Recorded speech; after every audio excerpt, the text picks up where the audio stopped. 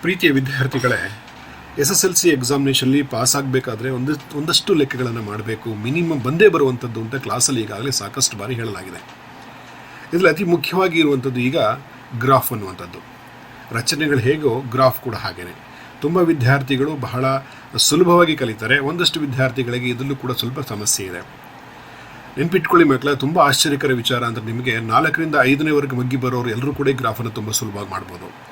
ಎಲ್ಲ ವಿದ್ಯಾರ್ಥಿಗಳು ಕಷ್ಟಪಡ್ತಾ ಇರ್ತಕ್ಕಂಥ ಸಂದರ್ಭ ಯಾವುದಪ್ಪ ಅಂದರೆ ಟ್ಯಾಬ್ಯುಲೇಷನ್ ಮಾಡ್ಕೊಳ್ತಕ್ಕಂಥ ಕ್ಯಾಲ್ಕುಲೇಷನ್ ಪಾರ್ಟಲ್ಲಿ ಸ್ವಲ್ಪ ಮಿಸ್ಟೇಕ್ ಮಾಡ್ತಾರೆ.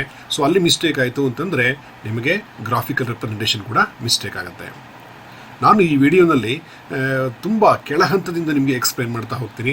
ಬಹುಶಃ ನಿಮಗೆ ಅದು 5, 6, 7ನೇ ಕ್ಲಾಸಲ್ಲೇ ಕಲಿತಿರುವಂಥ ವಿಷಯಗಳನ್ನು ಮತ್ತೆ ನಿಮಗೆ ನೆನಪು ಮಾಡ್ಕೊಳ್ತಾ ಅಲ್ಲಿಂದ ನಿಮಗೆ ಗ್ರಾಫ್ವರೆಗೆ ಕರ್ಕೊಂಡು ಹೋಗ್ತೀನಿ. ನಿಧಾನವಾಗಿ ವಿಡಿಯೋನ ಗಮನಿಸ್ಕೊಳ್ಳಿ. ಹಾಗೆ ಸಾಧ್ಯವಾಗದಿದ್ದರೆ ಮತ್ತೊಮ್ಮೆ ರಿಪೀಟ್ ಮಾಡ್ಕೊಂಡು ವಿಡಿಯೋನ ಗಮನಿಸ್ಕೊಳ್ಳಿ. ತುಂಬ ಸುಲಭವಾಗಿ ನೀವು ಈ SSLCಯಲ್ಲಿ 4ಕ್ಕೆ 4 ಅಂಕಗಳನ್ನು ಗ್ರಾಫಲ್ಲಿ ಪಡ್ಕೊಳ್ಳಿಕ್ಕೆ ಸಾಧ್ಯ ಆಗುತ್ತೆ. ಬನ್ನಿ ವಿದ್ಯಾರ್ಥಿಗಳೇ, ನಿಧಾನವಾಗಿ ವಿಡಿಯೋನ ಗಮನಿಸ್ಕೊಳ್ಳಿ. ಹಾಗೆ ಜೊತೆಯಲ್ಲಿ ಪುಸ್ತಕಗಳನ್ನು ಇಟ್ಕೊಳ್ಳಿ, ಗ್ರಾಫ್ ಶೀಟ್ ಇಟ್ಕೊಳ್ಳಿ, ಜೊತೆಯಲ್ಲೇ ಮಾಡ್ತಾ ಹೋಗಿ. ಏನಾರ ಡೌಟ್ ಇದ್ದರೆ ನನ್ನ ನಂಬರ್ಗೆ ಕಾಲ್ ಮಾಡಿ ವಿದ್ಯಾರ್ಥಿಗಳೇ. ಬನ್ನಿ ಒಂದೊಂದಾಗಿ ಗ್ರಾಫ್ಗಳನ್ನು ಕಲಿತಾ ಹೋಗೋಣ.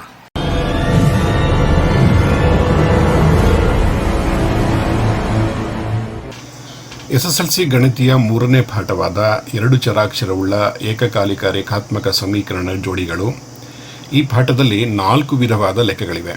ಒಂದು ವರ್ಜ್ಯ ವಿಧಾನ, ಆದೇಶ ವಿಧಾನ, ಮತ್ತೊಂದು ಓರೆಗುಣಾಕಾರ ವಿಧಾನ, ಮತ್ತೊಂದು ನಕ್ಷ ವಿಧಾನ. ವೆರಿ ಇಂಪಾರ್ಟೆಂಟ್ ಆಗಿರುವಂಥದ್ದು. ಈ 4 ವಿಧಾನಗಳಲ್ಲಿ ನಕ್ಷ ವಿಧಾನ ಎಕ್ಸಾಮಿನೇಷನ್ಗೆ ಡೆಫಿನೆಟ್ ಆಗಿ ಬರುವಂಥದ್ದು, 100ಕ್ಕೆ 100% ಬರುವಂತಹ ಲೆಕ್ಕ ಇದು. ಇದನ್ನು ತರಗತಿಗಳಲ್ಲಿ ಈಗಾಗಲೇ ನಿಮಗೆ ಕ್ಲಾಸ್ಗಳಲ್ಲಿ ತುಂಬ ಇಂಪಾರ್ಟೆನ್ಸ್ ಕೊಟ್ಟು ಟೀಚರ್ಸ್ಗಳು ಹೇಳಲಾಗಿರುತ್ತೆ ಮಕ್ಕಳ. ಈ ಗ್ರಾಫ್ ಲೆಕ್ಕದಲ್ಲಿ 2 ಪಾರ್ಟ್ ಇರುತ್ತೆ ನಿಮಗೆ. ಈ 2 ಪಾರ್ಟ್ಗಳಲ್ಲಿ ಯಾವ್ಯಾವ ಪಾರ್ಟ್ ಇರುತ್ತೆ? ಒಂದು ಟ್ಯಾಬ್ಯುಲೇಷನ್ ಪಾರ್ಟ್ ಇರುತ್ತೆ, ಇನ್ನೊಂದು ಗ್ರಾಫಿಕಲ್ ಪಾರ್ಟ್ ಇರುತ್ತೆ. ಟ್ಯಾಬ್ಯುಲೇಷನ್ ಪಾರ್ಟ್ಗಳನ್ನು ಟ್ಯಾಬ್ಯುಲೇಷನ್ ಮತ್ತು ಗ್ರಾಫಿಕಲ್ ಪಾರ್ಟ್ 2 ರೀತಿ ಪಾರ್ಟ್ಗಳಿರುತ್ತೆ. ಟ್ಯಾಬ್ಯುಲೇಷನ್ನಲ್ಲಿ ಕ್ಯಾಲ್ಕುಲೇಷನ್ಸ್ ಇರುತ್ತೆ, ಇನ್ನು ಗ್ರಾಫಿಕಲ್ಲಿ ನೀವು ಎಕ್ಸ್ ಅಕ್ಷ ವೈ ಅಕ್ಷ ಬರ್ಕೊಂಡು ಗುರುತಿಸ್ಕೊಂಡು ನೀವು ಪರಿಹಾರವನ್ನು ಕಂಡುಹಿಡ್ಕೊಳ್ತೀರಿ. ಈ ಟ್ಯಾಬ್ಯುಲೇಷನ್ ಮಾಡುವಾಗ ತುಂಬ ವಿದ್ಯಾರ್ಥಿಗಳು ತಪ್ಪು ಮಾಡುವಂತಕ್ಕಂಥದ್ದು ಸಾಧ್ಯ ಇದೆ. ಅದನ್ನು ಮಾಡಬೇಕಾದ್ರೆ ನಾವು ಅತಿ ಮುಖ್ಯವಾಗಿ ಏನು ಕಲ್ತ್ಕೊಳ್ಬೇಕಾಗತ್ತೆ ಅಂತಂದರೆ, ಪ್ರೈಮರಿ ಶಾಲೆಯಲ್ಲಿ ಕಲ್ತಿರುವಂಥ ಒಂದು ಸಣ್ಣ ವಿಷಯ, ಟ್ರಿಕ್ ಮತ್ತು ಟೆಕ್ನಿಕ್ಸ್ ತಿಳ್ಕೊಂಡ್ರೆ ಸಾಕು. ಅದೇನು ಅಂತ ನಾನು ನಿಮಗೆ ಎಕ್ಸ್ಪ್ಲೈನ್ ಮಾಡ್ತೀನಿ ನೋಡಿ. ಈಗ ಒಂದಷ್ಟು ಬೀಜ ಪದಗಳನ್ನು ಬರಿತೀನಿ ನಾನು. 2x, 3y, -4y, -5x ಅಂತ ಬರಿತೀನಿ. ಈ 4 ಬೀಜ ಪದಗಳು ನೋಡಿದಾಗ ನಮಗೆ ಅದರಲ್ಲಿ 2 ಪದಗಳು ನಮ್ಗೆ ಕಾಣ್ತಾ ಇದೆ. 2 ಸಂಕೇತಗಳು, 2 ಮತ್ತು ಎಕ್ಸ್, 3 ವೈ, ಈ ಥರ ಇದೆ. ಈ 2 ಮತ್ತು ಎಕ್ಸ್, 2x ಇದೆಯಲ್ಲ, ಅವುಗಳ ನಡುವೆ ಯಾವ ಕ್ರಿಯೆ, ಗಣಿತ ಕ್ರಿಯೆ ಇದೆ ಅಂತ ಅರ್ಥ ಮಾಡ್ಕೊಂಡಿದ್ದೀರಾ? ಕರೆಕ್ಟ್, ನೀವು ಹೇಳ್ತಾ ಇರೋದು ಕರೆಕ್ಟ್, ಊಹೆ ಮಾಡಿರೋದು ಕರೆಕ್ಟ್ ಇದೆ. 2 ಮತ್ತು ಎಕ್ಸ್ಗಳ ನಡುವೆ ಗುಣಾಕಾರ ಕ್ರಿಯೆ ಇದೆ ಅಂತ ಅರ್ಥ. ಅಂದರೆ 2x ಅಂದರೆ 2 × x ಅಂತ, 3y ಅಂತಂದರೆ 3 × y ಅಂತ, -4y ಅಂದರೆ -4 × y ಅಂತ, -5x ಅಂದರೆ -5 × x ಅಂತ ಅರ್ಥ. ಈ ಕ್ರಿಯೆಯನ್ನು ನೆನ್ಪಿಟ್ಕೊಂಡ್ರೆ ಟ್ಯಾಬ್ಯುಲೇಷನ್ ಮಾಡುವಾಗ ಬಹಳ ಸುಲಭವಾಗಿ ಯಾವುದೇ ಕ್ಯಾಲ್ಕುಲೇಷನ್ ಇಲ್ಲದೆ ನೋಡ್ತಿದ್ದ ಹಾಗೆ ನೀವು ಟ್ಯಾಬ್ಯುಲೇಷನ್ ಕಾಲಮ್ಗಳನ್ನು ಫಿಲಪ್ ಮಾಡ್ಕೊಳ್ಳಿಕ್ಕೆ ಸಾಧ್ಯ ಆಗುತ್ತೆ. ಈಗ ಮುಂದುವರೆದು ನಾವು ಸಮೀಕರಣಕ್ಕೆ ಬರೋಣ. 2x = 6 ಅಂದರೆ ಅರ್ಥ ಏನು? 2x ಅಂದರೆ ಈಗಾಗಲೇ ನಿಮಗೆ ಗೊತ್ತಿದೆ, 2ಕ್ಕೆ ಎಕ್ಸ್ನ ಗುಣಿಸ್ತಾ ಇದೆ. ಹೀಗೆ ಗುಣಿಸಿದಾಗ ಗುಣಲಬ್ಧ ನಮಗೆ 6 ಬರುತ್ತೆ ಅಂತ ಅರ್ಥ. ಹಾಗಾದರೆ 2ಕ್ಕೆ ಏನನ್ನು ಗುಣಿಸಿದ್ರೆ 6 ಬರುತ್ತೆ? ಕರೆಕ್ಟ್, 2 × 3 = 6. ಅಲ್ಲಿಗೆ ಎಕ್ಸ್ ಬೆಲೆ 3 ಅಂತ ಆಯಿತು. ಸೊ ಇದು ಅರ್ಥ ಆಯ್ತಲ್ವಾ? ಈಗ ಇನ್ನೊಂದು ಉದಾಹರಣೆ ನೋಡೋಣ. ಈಗ 3y = 18 ಅಂತಿದ್ರೆ 3ಕ್ಕೆ ಏನನ್ನು ಗುಣಿಸಿದ್ರೆ 18 ಬರುತ್ತೆ? ಕರೆಕ್ಟ್, ಯೋಚನೆ ಮಾಡ್ತಾ ಇರೋದು ಕರೆಕ್ಟಾಗಿದೆ. 3 × 6 = 18, y = 18 ಅಂತ ಆಗುತ್ತೆ. ಸೊ ನೋಡಿ, ಏನೇ ಕ್ಯಾಲ್ಕುಲೇಷನ್ ಮಾಡದೆ ನೇರವಾಗಿ ಉತ್ತರವನ್ನು ಬರೀಬೋದಲ್ವಾ? ಇಲ್ಲಿ ಬರೋಣ. ಮೈನಸ್ ಇದ್ದಾಗ ಸ್ವಲ್ಪ ಗಮನವಹಿಸ್ಕೊಳ್ಳಿ. 4y = 12 ಅಂತಿದ್ರೆ 4ಕ್ಕೆ ಏನನ್ನು ಗುಣಿಸಿದ್ರೆ 12 ಬರುತ್ತೆ ಅಂತ ಅರ್ಥ. ನೋಡೋಣ. ಈಗ ಇಲ್ಲಿ 2 ಪಾರ್ಟ್ ಇದೆ. ಒಂದು ಪಾರ್ಟು ಚಿಹ್ನೆಗೆ ಸಂಬಂಧಪಟ್ಟಾಗಿ ನಾವು ಯೋಚನೆ ಮಾಡಬೇಕು, ಇನ್ನೊಂದು ಸಂಖ್ಯೆಗೆ ಪಟ್ಟಾಗಿ ಯೋಚನೆ ಮಾಡಬೇಕು. ಸಂಖ್ಯೆದು ಈಗಾಗಲೇ ನಾವು ಕಲ್ತ್ಕೊಂಡಿದ್ದೀವಿ. -4ಕ್ಕೆ ಏನನ್ನು ಗುಣಿಸಿದ್ರೆ 12 ಬರುತ್ತೆ? ಫಸ್ಟು ನಂಬರ್ ತೊಗೊಳ್ಳೋಣ. 3, 4 × 3 = 12 ಬರುತ್ತೆ. ಹಾಗಾದರೆ 3 ಬಿಟ್ಬಿಟ್ರೆ ಸರಿ ಹೋಗುತ್ತಾ ಅಂದರೆ -× ಪ್ಲಸ್ ಮೈನಸ್ ಆಗಿಬಿಡುತ್ತೆ, -12 ಆಗಿಬಿಡುತ್ತೆ. ಇದು ಸೊ ಹಾಗಾದ್ರೆ ಏನು ಬೇಕು, ಇಲ್ಲಿ ಪ್ಲಸ್ ಬರಬೇಕು ಅಂದರೆ ಎರಡಕ್ಕೂ ಚಿಹ್ನೆ ಒಂದೇ ಇರಬೇಕು, ಆಗ ಇದು ಮೈನಸ್ ಆಗುತ್ತೆ. ಸೊ y ಈಕ್ವಲ್ಸ್ -3 ಆಗುತ್ತೆ. ಸೊ ಹಿಂದೆ ಮಾಡಿದ ಎರಡೂ ಪ್ಲಸ್ಗಳಿತ್ತು, ಇಲ್ಲಿ ಸ್ವಲ್ಪ ಚಿಹ್ನೆಗಳು ಬಂದಾಗ ಎಚ್ಚರಿಕೆ ವಹಿಸಿ ಮಾಡಿಕೊಂಡ್ರೆ ತುಂಬ ಸುಲಭವಾಗಿ ನಾವು ಟ್ಯಾಬ್ಯುಲೇಷನ್ಗಳನ್ನು ಮಾಡ್ಕೊಳ್ಳಿಕ್ಕೆ ಸಾಧ್ಯ ಆಗುತ್ತೆ. ಸೊ ಬಲಗಡೆ ಭಾಗ ನೋಡಿ, ಹಿಂದೆ ಬರೀ ಬೀಜ ಪದಗಳಿರ್ತಿತ್ತು, ಈಗ ಸಮೀಕರಣದೊಂದಿಗೆ ನಾವು ಆ ಚರಾಕ್ಷರದ ಬೆಲೆಗಳನ್ನು ಹೇಗೆ ಕಂಡುಹಿಡ್ಕೊಳ್ಬೇಕು ಅನ್ನೋದು ಹೇಳ್ತಾ ಇದ್ದೀನಿ. ಗುಣಾಕಾರ ಪ್ರಕ್ರಿಯೆ ಒಂದೇ ಇದರೊಳಗಡೆ ಇರೋದು, ಅದು ತಿಳ್ಕೊಳ್ಬೇಕಾದ್ರೆ ಸ್ವಲ್ಪ ನೀವು ಟೇಬಲ್ಸ್ಗಳನ್ನು ಅಂದರೆ ಮಗ್ಗಿಗಳನ್ನು ನೆನಪಿಟ್ಕೊಂಡ್ರೆ ತುಂಬ ಸುಲಭವಾಗಿ ಅರ್ಥ ಆಗುತ್ತೆ. ಸೊ ಇನ್ನೊಂದು ಉದಾಹರಣೆ ಬರೋಣ. -5x ಈಕ್ವಲ್ಸ್ -10 ಅಂತ ಇಟ್ಕೊಳ್ಳಿ. ಈ ಥರ ಇದ್ದರೆ ಏನು ಮಾಡಬೇಕು ಅಂತ. ಸೊ 5ಕ್ಕೆ ಏನು ಗುಣಿಸಿದ್ರೆ 10 ಬರುತ್ತೆ? 2. ಸೊ ಎಕ್ಸ್ ಬೆಲೆ 2 ಅಂತ ಆಯಿತು. ಅದಕ್ಕೆ ಚಿಹ್ನೆ ಏನು ಅಂತ ತೀರ್ಮಾನ ಮಾಡ್ಕೊಳ್ಳೋಣ. ಈಗ -5ಕ್ಕೆ 2 ಗುಣಿಸಿದ್ರೆ -10 ಕರೆಕ್ಟಾ? Minus into plus minus, 5 2 10. So ಸರಿ ಇದೆ, ಇಲ್ಲೇ ನಾವು ಚಿಹ್ನೆ ಬದಲಾಯಿಸಬೇಕಾಗಿಲ್ಲ. ಸೊ ಅಲ್ಲಿಗೆ ಇದು ಎಕ್ಸ್ ಬೆಲೆ 2 ಸರಿ ಇದೆ. ಸ್ವಲ್ಪ ಕನ್ಫ್ಯೂಷನ್ ಆದರೆ ಪುನಃ ವಿಡಿಯೋನ ನೀವು ಹಿಂದ್ಲಿಂದ ಹಾಕೊಂಡು ನೋಡಿ ಅರ್ಥ ಮಾಡ್ಕೊಳ್ಳಿ. ಭಾಳ ಸಿಂಪಲ್ ಆಗಿರುವಂಥದ್ದು. ಇದನ್ನು ನಿಮಗೆ 5th 6th 7th ಹೇಳ್ಕೊಡ್ಲಾಗಿರುತ್ತೆ. ಈ ಥರದ ಕ್ರಿಯೆಗಳನ್ನು ನೀವು ಕ್ಯಾಲ್ಕುಲೇಷನ್ ಕಂಪ್ಲೀಟ್ ಪಾರ್ಟ್ ಮಾಡಿ ಎಲ್ಲ ಸ್ಟೆಪ್ ಬೈ ಸ್ಟೆಪ್ ಮಾಡುವ ಬದಲು ಸಿಂಪಲ್ಲಾಗಿ ನೋಡ್ತಿದ್ದ ಹಾಗೆ ಉತ್ತರವನ್ನು ಬರೀಬೋದು. ಈಗ 10ನೇ ಕ್ಲಾಸ್ದೇ ಅದರ ಒಂದು ಸಮೀಕರಣ ತೆಗೆದುಕೊಂಡು ನಿಮಗೆ ಎಕ್ಸಾಂಪಲ್ ಕೊಡ್ತೀನಿ ನೋಡಿ. ಈಗ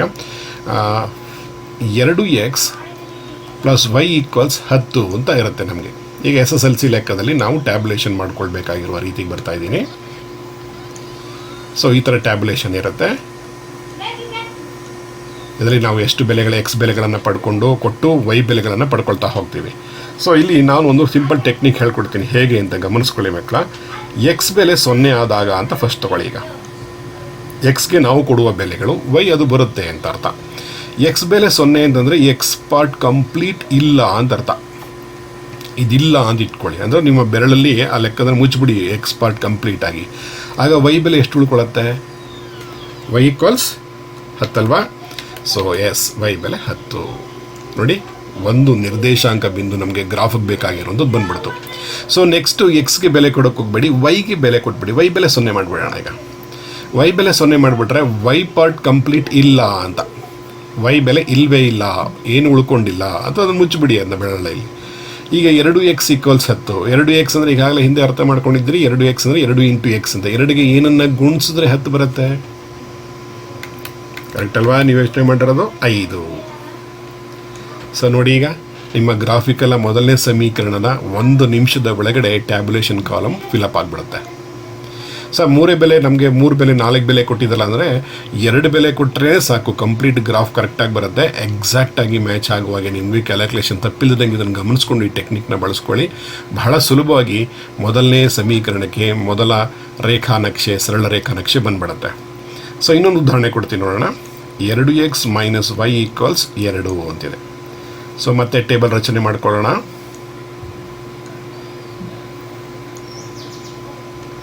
ಎಕ್ಸ್ ವೈ, ಇಲ್ಲಿ ಯೋಚನೆ ಮಾಡಿದಾಗೆ ಮಾಡೋಣ. ಈಗ ಎಕ್ಸ್ ಬೆಲೆ 0 ಆದರೆ ಅಂದರೆ ಕಂಪ್ಲೀಟಾಗಿ ನಾವೇನಿಲ್ಲ, ಎಕ್ಸ್ ಇಲ್ಲ. ಈಗ ಹಾಗಾದರೆ y ಬೆಲೆ ಎಷ್ಟಿದೆ? ಈಗ 2 ಇದೆ. -y ಬೆಲೆ 2 ಇದೆ. ಸೊ y ಬೆಲೆ ಎಷ್ಟಾಗತ್ತೆ ಅಂದರೆ -2 ಆಗುತ್ತೆ. ಓಕೆ, ಕರೆಕ್ಟ್ ಅಲ್ವಾ? ಹಾಗೆ ಮುಂದೆ ಬರೋಣ. ಈಗ y ಬೆಲೆ 0 ಆದರೆ, y ಬೆಲೆ 0 ಆದಾಗ ಎಷ್ಟು ಬರುತ್ತೆ ಅಂದರೆ, y ಬೆಲೆ 0 ಅಂದರೆ y ಪಾರ್ಟ್ ಕಂಪ್ಲೀಟ್ ಇಲ್ಲವೇ ಇಲ್ಲ ಸಮೀಕರಣದಲ್ಲಿ. ಬೆರಳಲ್ಲಿ ಮುಚ್ಚಿಬಿಡಿ y ಇಲ್ಲ ಅಂದ್ಕೊಂಡು, ಅಂದರೆ y ಇರೋ ಜಾಗ 0 ಅಂತ ಇಟ್ಕೊಳ್ಳಿ. ಆಗ ನೋಡಿ 2x ಈಕ್ವಲ್ಸ್ 2 ಅಂದರೆ 2ಕ್ಕೆ x ಗುಣಿಸಿದ್ರೆ 2, 2ಕ್ಕೆ ಏನನ್ನ ಗುಣಿಸಿದ್ರೆ 2 ಬರುತ್ತೆ. 2 ಅಂದ್ಲಿ 2. ಸೊ 1 ಕಂಪ್ಲೀಟ್ ಆಯಿತು. ಸೊ ಎರಡನೇ ಸಮೀಕರಣದ ಕೂಡ ನಮಗೆ ನಿರ್ದೇಶಾಂಕ ಬಿಂದುಗಳು ಸಿಕ್ಬಿಡ್ತು. 2 ಪಾರ್ಟ್ ಸಿಕ್ತು. 0 -2 1 0 0 10 ಮತ್ತು 5 0. ಈ 2 ಸಮೀಕರಣಗಳ ಟ್ಯಾಬ್ಯುಲೇಷನ್ ಇಟ್ಕೊಂಡು ನೀವು ಗ್ರಾಫ್ಗೆ ಹೋದರೆ, ಗ್ರಾಫ್ಗೆ ಒಂದು ವಿತಿನ್ 2 ಮಿನಿಟ್ಸಲ್ಲಿ ಎಕ್ಸ್ ಅಕ್ಷ ವೈ ಅಕ್ಷಗಳನ್ನ ಹೇಳೋದು ಮಾಡ್ಕೊಳ್ಬೋದು. ಸೊ ನಾವು ಇಲ್ಲಿ ಗಮನಿಸ್ಕೊಳ್ಬೇಕಾಗಿರೋ ಒಂದು ಟೆಕ್ನಿಕ್ ಏನಪ್ಪ ಅಂತಂದರೆ, ಟ್ಯಾಬ್ಯುಲೇಷನ್ಸ್ ಮಾಡುವಾಗ ಬಹಳ ಸಿಂಪಲ್ಲಾಗಿ ನೀವು ಎಕ್ಸ್ ವೈಗಳನ್ನು ಬೆಲೆ ಬರೆದ್ಬಿಟ್ಟು, ಎಕ್ಸ್ ಬೆಲೆ 0 ಆದಾಗ, ವೈ ಬೆಲೆ 0 ಆದಾಗ ಇಲ್ಲೇನು ಬರುತ್ತೆ ಆ ಬೆಲೆ ಹಾಕಿ, ಇಲ್ಲೇನು ಬರುತ್ತೆ ಆ ಬೆಲೆ ಹಾಕಿ, ಎರಡೇ ಬಿಂದುಗಳು ಇಟ್ಕೊಂಡು ನೀವು ಸರಳ ರೇಖೆ ಎಳೀಲಿಕ್ಕೆ ಸಾಧ್ಯ ಇದೆ. ಸೊ ಇನ್ ಕೇಸ್ ಫ್ರ್ಯಾಕ್ಷನ್ಸ್ ಎಲ್ಲ ಬಂದುಬಿಟ್ರೆ ಏನು ಮಾಡೋದು ಅಂತಂದರೆ 99% ಎಕ್ಸಾಮಿನೇಷನ್ ನಿಮಗೆ ಫ್ರ್ಯಾಕ್ಷನ್ಸ್ ಬರೋ ಹಾಗೆ 1.33 2.45 ಈ ಥರ ಬರಲಿಕ್ಕೆ ಸಾಧ್ಯ ಇಲ್ಲ ಅಂತ ಹೇಳಲಾಗಿದೆ, ತಿಳಿಸಲಾಗಿದೆ. ಮ್ಯಾಕ್ಸಿಮಮ್ ಅಂದರೆ ಹೇಗೆ ಬರ್ಬೋದು ಅಂದರೆ 1.5, 2.5, 3.5 ಈ ಥರ 3.5, 2.5 ಈ ರೀತಿಯಲ್ಲಿ ಬರುವ ಸಾಧ್ಯತೆ ಇದೆ. ಆ ಥರದ್ದನ್ನು ಕೂಡ ಒಂದು ಲೆಕ್ಕವನ್ನು ನಾನು ನಿಮಗೆ ಪರಿಚಯ ಮಾಡಿಕೊಡ್ತೀನಿ. ತದನಂತರ ಗ್ರಾಫನ್ನು ನೇರವಾಗಿ ಹೇಗೆ ಮಾಡೋದು ಅಂತ ನಿಮಗೆ ಎಕ್ಸ್ಪ್ಲೈನ್ ಮಾಡ್ತಾ ನೀವು ಜೊತೆಯಲ್ಲಿ ಮಾಡ್ತಾ ಬನ್ನಿ. ಗ್ರಾಫನ್ನು ಹೇಗೆ ಮಾಡೋದು ಅಂತ ಕಲಿತಾ ಹೋಗೋಣ ಮಕ್ಕಳ. ಬನ್ನಿ ಮಕ್ಕಳಿಗೆ ಎರಡನೇ ಲೆಕ್ಕವನ್ನು ತೆಗೆದುಕೊಂಡು ಉದಾಹರಣೆಯೊಂದಿಗೆ ಗಮನಿಸ್ಕೊಳ್ಳೋಣ.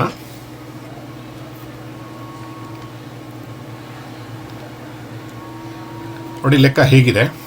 x plus x minus 2 equals 2, 2x minus y equals 8 ಅಂತ ಇರುತ್ತೆ.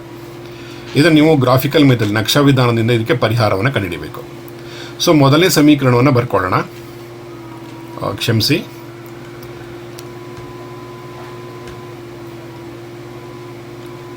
x ಮೈನಸ್ y ಈಕ್ವಲ್ಸ್ 2 ಒಂದು. So X minus Y equals 2 ಬರ್ಕೊಳ್ಳಿ. ಕೆಳಗಡೆ ಅದರ ಟೇಬಲ್ನ ಬರ್ಕೊಳ್ಳಿ. ತುಂಬ ಸಿಂಪಲ್ ಆಗಿದೆ ನೋಡ್ಕೊಳ್ಳಿ. ಈಗ ಎಕ್ಸ್ ವೈ 2 ಕಾಲಮ್ ಹಾಕ್ಕೊಳ್ತೀರಿ. ಈಗ 2 ಪಾರ್ಟು, 2 ನಿರ್ದೇಶಾಂಕಗಳನ್ನು ಪಡ್ಕೊಳ್ತಾ ಇದ್ದೀವಿ. ಎಕ್ಸ್ ಬೆಲೆ 0 ಆದರೆ ಎಕ್ಸ್ನ 0 ಮಾಡ್ಕೊಳ್ಳಿ. ನೋಡಿ ಎಕ್ಸ್ ಇಲ್ಲ ಅಂದ್ಕೊಳ್ಳಿ. ಈಗ ಹಾಗೆ ವೈ ಬೆಲೆ ಎಷ್ಟೀಗ ಮೈನಸ್ ವೈ ಈಕ್ವಲ್ಸ್ 2 ಆದರೆ ವೈ ಬೆಲೆ -2 ಅಂತ ಆಗುತ್ತೆ. ಸೊ ಅಲ್ವಾ, ತುಂಬ ಸಿಂಪಲ್ಲಾಗಿ ಯೋಚನೆ ಮಾಡಬೇಕು. 0 ಆದರೆ ಎಕ್ಸ್ ಬೆಲೆ 0 ಆದರೆ ವೈ ಬೆಲೆ 2 ಆಯಿತು. ಸೊ ವೈ ಬೆಲೆ 0 ಆದರೆ ಸೊ ನೋಡಿ ವೈ ಇಲ್ಲ ಅಂತ ಅರ್ಥ. ಈಗ ವೈ ಬೆಲೆ 0 ಮಾಡ್ಕೊಳ್ಳಿ. ಎಕ್ಸ್ ಬೆಲೆ ಎಷ್ಟು? ವೆರಿ ಸಿಂಪಲ್, ಯೋಚನೆ ಮಾಡಿರೋದು ಕರೆಕ್ಟ್ ಆಗಿದೆ. ಇದು 0 ಆದರೆ ಅದು 2. ಸೊ ನೋಡಿ ಮೊದಲನೇ ಸಮೀಕರಣದ ಬೆಲೆಗಳು ಈಗಾಗಲೇ ನಿಮಗೆ ಕಂಪ್ಲೀಟಾಗಿ ಸಿಕ್ಬಿಟ್ಟಿದೆ. ಸೊ ಎರಡನೇ ಸಮೀಕರಣಕ್ಕೆ ಹೋಗೋಣ. ಈಗ 2x minus Y equals 8. So tabulation column create ಮಾಡ್ಕೊಳ್ಳೋಣ. ಸೊ ಮೇಲೆ ಎಕ್ಸು, ಕೆಳಗಡೆ ವೈ. ಈಗ ಎಕ್ಸ್ ಬೆಲೆ 0. ಎಕ್ಸ್ ಬೆಲೆ 0 ಆದರೆ ನೋಡಿ ಎಕ್ಸ್ ಕಂಪ್ಲೀಟಾಗಿ ಇದಿಲ್ಲ ಅಂತ. ಮತ್ತೆ ಹೇಳ್ತಾ ಇದ್ದೀನಿ, ನೆನಪಿಟ್ಕೊಳ್ಳೋದಿಲ್ಲ ಅಂತ. ಇನ್ನು ಉಳ್ಕೊಂಡು ಪಾರ್ಟ್ ಏನೀಗ ನಿಮಗೆ ಮೈನಸ್ ವೈ ಈಕ್ವಲ್ಸ್ 8 ಅಂತಿದೆ. ಸೊ ಮೈನಸ್ ವೈ ಈಕ್ವಲ್ಸ್ 8 ಆದರೆ ವೈ ಬೆಲೆ ಎಷ್ಟಾಗುತ್ತೆ? ಮೈನಸ್ ಆ ಕಡೆಗೆ ಹಾಕೊಂಡು ಅಂತ ಇಟ್ಕೊಳ್ಳಿ, ಅಥವಾ ಮೈನಸ್ಸಿಂದ ಗುಣಿಸ್ಕೊಂಡು ಅಂತ ಇಟ್ಕೊಳ್ಳಿ. ಹೇಗೆ ಯೋಚನೆ ಮಾಡಿದ್ರು ಆಗುತ್ತೆ. ಸೊ -8 ಆಗುತ್ತೆ. ಸೊ ನೆಕ್ಸ್ಟು ವೈ ಬೆಲೆ 0 ಮಾಡ್ಕೊಳ್ಳಿ. ಒಂದ್ಸರಿ ಎಕ್ಸ್ ಬೆಲೆ 0 ಮಾಡ್ಕೊಳ್ಳಿ, ಒಂದ್ಸರಿ ವೈ ಬೆಲೆ 0 ಮಾಡ್ಕೊಳ್ಳಿ. ಸೊ ಆಗ ನಿಮಗೆ ಈ ಪಾರ್ಟ್ ಇಲ್ಲ ಅಂತ ಆಯ್ತು. ಈಗ ಸೊ 2x ಈಕ್ವಲ್ಸ್ 8. ನಾ ಹಿಂದೆ ಹೇಳಿದ ವಿಷಯವನ್ನು ನೆನಪು ಮಾಡ್ಕೊಳ್ಳಿ. 2x ಈಕ್ವಲ್ಸ್ 8 ಅಂದರೆ 2ಕ್ಕೆ ಏನನ್ನ ಗುಣಿಸಿದ್ರೆ 8, ಸೊ 4. ಸೊ ಎರಡನೇ ಕಾಲಮ್ ಕೂಡ ರೆಡಿ ಆಗೋಯ್ತು. ಇನ್ನು ಉಳ್ಕೊಳ್ಳೋದು ಕೇವಲ ಗ್ರಾಫಿಕಲ್ ಪಾರ್ಟ್ ಹೋಗ್ತೀವಿ. ಗ್ರಾಫಿಕಲ್ ಪಾರ್ಟಲ್ಲಿ ಎಕ್ಸ್ ಅಕ್ಷ ವೈ ಅಕ್ಷ ಬರ್ಕೊಳ್ಳೋದು, ಈ ಬಿಂದುಗಳೆಲ್ಲ ಏನು ಪಡ್ಕೊಂಡಿದ್ದೀವಿ ಈಗ ಈ ನಿರ್ದೇಶಾಂಕಗಳನ್ನು ಅದನ್ನಲ್ಲಿ ನೀವು ಮಾರ್ಕ್ ಮಾಡ್ಕೊಳ್ತಾ ಹೋಗೋದು. 2 ರೇಖೆಗಳು ಛೇದಿಸ್ತೇವೆ. ಛೇದಿಸೋದಾಗಿ ಈ ಸಮೀಕರಣ ನಮಗೆ ಉತ್ತರ ತುಂಬ ಸುಲಭವಾಗಿ ಸಿಕ್ಬಿಡುತ್ತೆ. ಹೀಗೆ ನಾವು 1-2-3 ಲೆಕ್ಕಗಳನ್ನು ನೀವು ಪ್ರಾಕ್ಟೀಸ್ ಮಾಡ್ಕೊಳ್ಳಿ ಮಕ್ಕಳ. ತುಂಬ ಸುಲಭವಾಗಿ ನಿಮಗೆ 3 ನಿಮಿಷದ ಒಳಗಡೆ ನೀವು 4 ಅಂಕಗಳ ಗ್ರಾಫ್ಗಳನ್ನು ತುಂಬ ಸುಲಭವಾಗಿ ಪಡ್ಕೊಳ್ಳಿಕ್ಕೆ ಸಾಧ್ಯ ಆಗುತ್ತೆ. ಸೊ ಅದರಿಂದ ಇನ್ನೊಂದು ಉದಾಹರಣೆ ಬೇಕಾ ನೋಡೋಣ. ಪ್ರಶ್ನೆ ಕೇಳುವ ರೀತಿಯಲ್ಲಿ ಏನಾರೋ ಸಮೀಕರಣ ಕೊಡೋ ರೀತಿಯಲ್ಲಿ ಅದರ ಭಿನ್ನತೆ ಇದ್ರೆ ಹೇಗೆ ಮಾಡೋದು ಅಂತ ಇನ್ನೊಂದು ನೋಡೋಣ. y equals 2x minus 2, y equals 4x minus 4. ಈ ಥರ ಇದೆ ನೋಡಿ. ಕಳೆದ ರೀತಿಗಿಂತನೂ ಇದು ಸ್ವಲ್ಪ ಭಿನ್ನವಾಗಿರುವಂಥದ್ದು.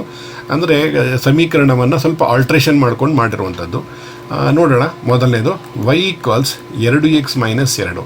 ಅದಕ್ಕಿಂತ ಇದು ಕಷ್ಟನಾ ಸುಲಭನಾ ನೀವೇ ಯೋಚನೆ ಮಾಡಿ. ಈಗ ನಾನು ಮಾಡ್ತಾ ಹೋಗ್ತೀನಿ. X Y. ಈಗ ನಮ್ಮ ಕೆಲಸ ಏನು? ಫಸ್ಟ್ ಹಿಂದಂತೆ ಎಕ್ಸ್ನ 0 ಮಾಡ್ಕೊಳ್ತೀನಿ. ಎಕ್ಸ್ 0 ಅಂತಂದರೆ ನೋಡಿ ಇದಿಲ್ಲ ಈಗ ಅಂತ. ವೈ ಬೆಲೆ ಎಷ್ಟು ನೋಡಿ? ತುಂಬ ಸಿಂಪಲ್ ಆಗೋಯ್ತು. ಅದಕ್ಕಿಂತಲೂ ಸಿಂಪಲ್ ಆಗೋಯ್ತು. ಈಗ ವೈ ಬೆಲೆ -2 ಅಷ್ಟೇ ಉಳ್ಕೊಂಡಿದ್ದು. ನೆಕ್ಸ್ಟ್ ಏನು 0 ಮಾಡ್ಕೋಬೇಕು? ವೈ 0 ಮಾಡ್ಕೋಬೇಕು. ಕರೆಕ್ಟ್. ವೈ 0 ಮಾಡ್ಕೊಳ್ತಾ ಇದ್ದೀನಿ. ವೈ 0 ಮಾಡ್ಕೊಂಡ್ಮೇಲೆ ಈ ಪಾರ್ಟು ವೈ ಜಾಗದಲ್ಲಿ 0 ಇದೆ ಅಂತ ಅರ್ಥ ತಿಳ್ಕೊಳ್ಳಿ. ಇದು 0 ಆಗೋಯ್ತು ಈಗ ಅಂತ ಅರ್ಥ ನೋಡಿ. ಈಗ ಇಲ್ಲೊಂದು ವಿಶೇಷವಾದ ಸಂದರ್ಭ ಇಲ್ಲಿ ಅರ್ಥ ಮಾಡ್ಕೊಳ್ಬೇಕಾಗಿರೋದು. ಈ ಪಾರ್ಟಿಂದ ಈ ಪಾರ್ಟನ್ನು ಕಳೆದ್ರೆ 0 ಬರಬೇಕು ಅಂತ. ವೈ ಈಕ್ವಲ್ 0 ಆಯಿತು ಅಂದರೆ ಸಮೀಕರಣದ ಎಡಗಡೆ ಭಾಗ 0 ಆಗಬೇಕಾದ್ರೆ ಯಾವಾಗ ಮಾತ್ರ ಸಾಧ್ಯ ಅಂದರೆ ಎರಡು ಸಮಾನ ಅಂಶಗಳನ್ನು ಕಳೆದ್ರೆ ಮಾತ್ರ ಯಾವಾಗಲೂ ಸೊನ್ನೆ ಬರೋದು. ಇದರ್ಥ ಈ ಸಮೀಕರಣದ ಅರ್ಥ ಎರಡು ಸಮಾನಾದ ಅಂಶಗಳನ್ನು ಕಳೆದ್ರೆ ಸೊನ್ನೆ ಬರುತ್ತೆ ಅಂತ ಅರ್ಥ. ಹಾಗಾದರೆ ಎರಡು ಈ ಪಾರ್ಟ್ ಕೂಡ 2 ಆಗಬೇಕು, ಈ ಪಾರ್ಟ್ ಕೂಡ 2 ಆಗಬೇಕು. ಈಗಾಗಲೇ ಇದು 2 ಇದೆ. ಸೊ 2ಕ್ಕೆ ಸಮ ಆಗಬೇಕು ಅಂದರೆ 2ಕ್ಕೆ ಏನನ್ನು ಗುಣಿಸಿದ್ರೆ 2 ಆಗುತ್ತೆ, 2 ಒಂದು 2, ಸೊ 1. ಸೊ ನೋಡಿ, ಮೊದಲನೇ ಸಮೀಕರಣ ಮುಗೀತು. ಎರಡನೇ ಸಮೀಕರಣಕ್ಕೆ ಬರೋಣ. ಈಗ y = 4x - 4. ಟೇಬಲ್ ರಚನೆ ಮಾಡೋಣ. ಈಗ ಎಕ್ಸ್ ವೈ ಎಕ್ಸ್ಗೆ 0 ಹಾಕೋಣ. ಈಗ ಎಕ್ಸ್ಗೆ 0 ಹಾಕಿದ್ರೆ 4x ಪಾರ್ಟ್ ಕಂಪ್ಲೀಟ್ ಇಲ್ಲ, 0 ಆಗೋಯ್ತು. ಆಗ y ಬೆಲೆ ಎಷ್ಟು? -4. -4. ನೆಕ್ಸ್ಟ್ ಪಾರ್ಟ್ ಹಿಂದಿನ ಥರ ನೆನ್ಪು ಮಾಡ್ಕೊಳ್ಳಿ. y ಬೆಲೆ 0. y ಬೆಲೆ 0 ಆಗಬೇಕು. ಈ ಪಾರ್ಟ್ 0 ಆಯಿತು ಅಂತಂದರೆ ನೋಡಿ, ಸಮಾನ ಅಂಶಗಳನ್ನು ಕಳೆದ್ರೆ ಮಾತ್ರ 0 ಬರೋದು ಯಾವಾಗಲೂ. ಹಾಗಾದರೆ 4 ಇದೆ, 4x -4. 4ಕ್ಕೆ ಏನನ್ನ ಗುಣಿಸಿದ್ರೆ ಬರುವ ಗುಣಲಬ್ಧವು 4ರಿಂದ ಕಳೆದಾಗ 4ನ್ನು ಕಳೆದಾಗ 0 ಬರುತ್ತೆ. ಅಂದರೆ ಈ ಸಂಖ್ಯೆ ಕಂಪ್ಲೀಟಾಗಿ 4 ಆಗಬೇಕು. 4x ಅಂದರೆ 4ಕ್ಕೆ ಏನನ್ನು ಗುಣಿಸಿದ್ರೆ 4 ಇರುತ್ತೆ, 1. ಸೊ ಇದು ಕೂಡ ಮುಗೀತು. ಸೊ ಈ ರೀತಿಯಾಗಿ ನೀವು ಈ ಟ್ಯಾಬ್ಯುಲೇಷನ್ ಕಾಲಮ್ಗಳನ್ನು ಕೇವಲ 1 ನಿಮಿಷದಲ್ಲಿ, ಕೆಲವು ಮಕ್ಕಳುಗಳಂತೂ ಇದನ್ನು 45 ಸೆಕೆಂಡ್ಸಲ್ಲೆಲ್ಲ ಮಾಡಿಬಿಡ್ತಾರೆ. ಅಂದರೆ ಇದನ್ನು ಗುಣಿಸುವಾಗ ಏನು ಬರಬೇಕು, ಇಲ್ಲಿ ತುಂಬ ದೊಡ್ಡ ದೊಡ್ಡ ಸಂಖ್ಯೆಗಳೇನು ಬರಲ್ಲ ಈ ಲೆಕ್ಕಗಳಲ್ಲಿ ಮಕ್ಕಳ. ಮ್ಯಾಕ್ಸಿಮಮ್ ಅಂದರೆ 3 ಎರಡ್ಲಿ, 5 ಎರಡ್ಲಿ, 4 ಎರಡ್ಲಿ, ಈ ಥರದ ಸಣ್ಣ ಸಣ್ಣ ಸಂಖ್ಯೆಗಳೇ ಬರುತ್ತೆ. ಈ ಥರ ಮಾಡ್ಕೊಳ್ಳುವಾಗ ಸ್ವಲ್ಪ ಎಚ್ಚರಿಕೆ ವಹಿಸಬೇಕಾಗಿರೋದು ಯಾವಾಗ ಅಂದರೆ ಚಿಹ್ನೆಗಳು ಬಂದಂಥ ಸಂದರ್ಭಗಳಲ್ಲಿ ಎಚ್ಚರಿಕೆ ವಹಿಸಬೇಕು. ಬನ್ನಿ ಮಕ್ಕಳ, ಈಗ ಮುಂದೆ ಒಂದಷ್ಟು ಗ್ರಾಫ್ಗಳನ್ನು ಕಂಪ್ಲೀಟಾಗಿ ಗ್ರಾಫಿಕಲ್ ರೆಪ್ರೆಸೆಂಟೇಷನ್ ಮಾಡೋದು ಹೇಗೆ ಅನ್ನುವಂಥದ್ದನ್ನು ಕಲಿಯೋಣ. ನೀವು ಜೊತೆಯಲ್ಲಿ ಪುಸ್ತಕಗಳನ್ನು ಇಟ್ಕೊಳ್ಳಿ, ಗ್ರಾಫ್ ಶೀಟ್ ಇಟ್ಕೊಳ್ಳಿ. ಜೊತೆಯಲ್ಲಿ ನಿಧಾನವಾಗಿ ಎಲ್ಲ ಸ್ಟೆಪ್ನು ಮತ್ತೆ ಎಕ್ಸ್ಪ್ಲೈನ್ ಮಾಡ್ತಾ ಇರ್ತೀನಿ. ಕ್ಯಾಲ್ಕುಲೇಷನ್ ಪಾರ್ಟು ಕೂಡ ಮತ್ತೆ ಎಕ್ಸ್ಪ್ಲೈನ್ ಮಾಡ್ತೀನಿ, ಗ್ರಾಫಿಕಲ್ ಪಾರ್ಟನ್ನು ಮತ್ತೆ ಎಕ್ಸ್ಪ್ಲೈನ್ ಮಾಡ್ತೀನಿ ನಿಮಗೆ. ಎರಡು ಜೊತೆಯಲ್ಲೇ ಮಾಡ್ತಾ 1-2-3 ಲೆಕ್ಕಗಳನ್ನು ನಾನು ನಿಮಗೆ ಈ ವಿಡಿಯೋ ಮೂಲಕ ನಿಮಗೆ ತಿಳಿಸ್ತಾ ಹೋಗ್ತೀನಿ ಮಕ್ಕಳ. ಬನ್ನಿ ಮಕ್ಕಳ, ರೆಡಿ ಮಾಡ್ಕೊಳ್ಳಿ. ಎಲ್ಲ ಪರಿಕರಗಳನ್ನು, ಸ್ಕೇಲು, ಪೆನ್ಸಿಲ್ ರೆಡಿ ಮಾಡಿ ಇಟ್ಕೊಳ್ಳಿ. ಲೆಕ್ಕಗಳನ್ನು ಕಲಿತಾ ಹೋಗೋಣ ನಾವು.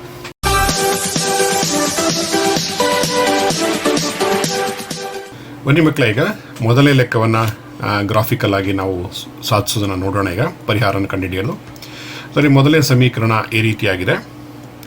x + 3y = 6, 2x - 3y = 12 ಇದೆ. ಸೊ ನಾನು ಮೊದಲನೇ ಸಮೀಕರಣವನ್ನು ಬರ್ಕೊಳ್ತೀನಿ. x + 3y = 6. ಓಕೆ, ಈಗ ಇದಕ್ಕೆ ಒಂದು ನಾವು ಕ್ಯಾಲ್ಕುಲೇಷನ್ ಮಾಡಬೇಕು.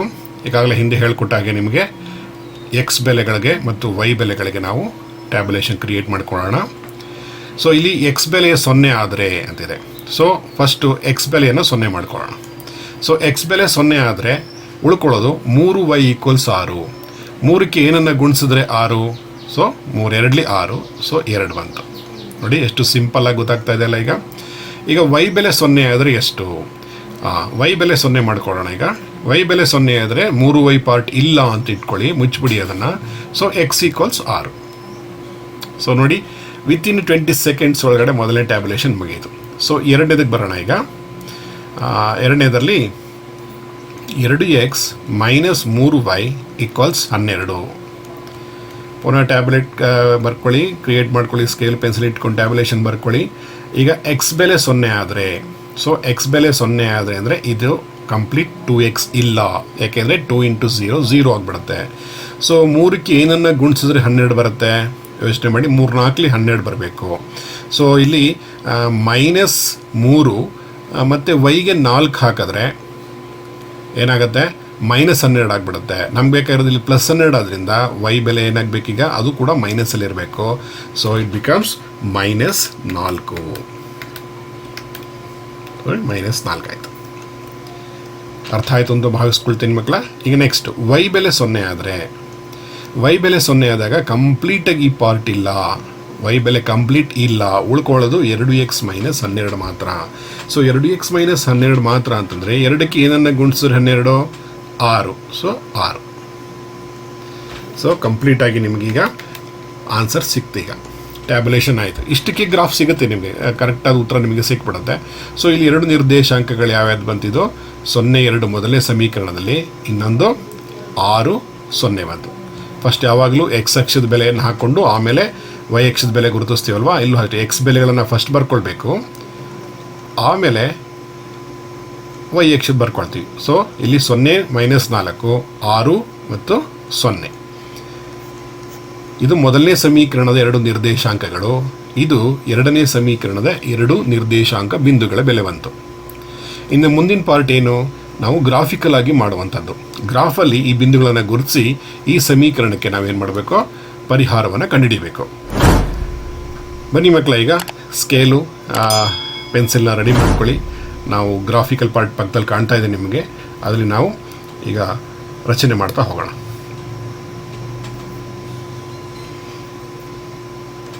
ಸ್ಕೇಲ್ ತಗೊಳ್ತೀರಾ,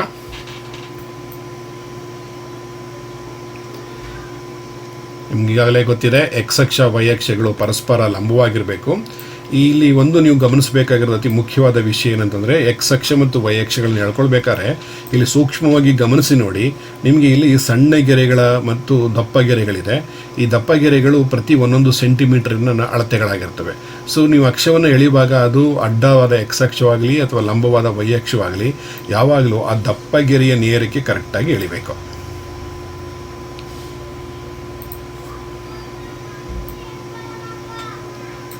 ನೋಡಿ, ಎಕ್ಸ್ ಅಕ್ಷ ಆಯ್ತು. ಈಗ ಮತ್ತೊಂದು ವೈ ಅಕ್ಷವನ್ನು ಎಳಿತಾ ಇದ್ದೀನಿ. ಈಗ ಅಲ್ಲ, ವೈ ಅಕ್ಷ ಆಯಿತು, ಎಕ್ಸ್ ಅಕ್ಷವನ್ನು ಎಳಿತಾ ಇದ್ದೀನಿ. ಈಗ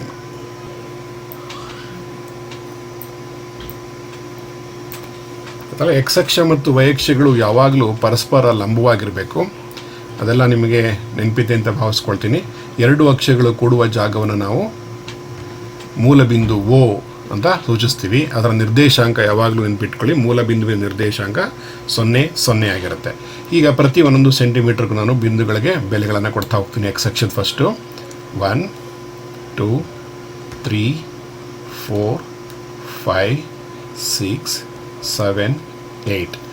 ಅದೇ ಎಕ್ಸ್ ಅಕ್ಷದ ಬ್ಯಾಕ್ ಸೈಡಿಗೆ ಬಂದರೆ ಮೂಲ ಬಿಂದುವಿನಿಂದ ನೆಗೆಟಿವ್ ಬರುತ್ತೆ, ಮೈನಸಲ್ಲಿ ಬರುತ್ತೆ. -1 -2 -3 -4 -5 -6 -7. ಅದೇ ವೈ ಅಕ್ಷದಲ್ಲಿ ಮೂಲ ಬಿಂದುವಿಂದ ಮೇಲಕ್ಕೆ ಹೋದರೆ ಎಲ್ಲವೂ ಪ್ಲಸ್ಸಲ್ಲಿರುತ್ತೆ. 1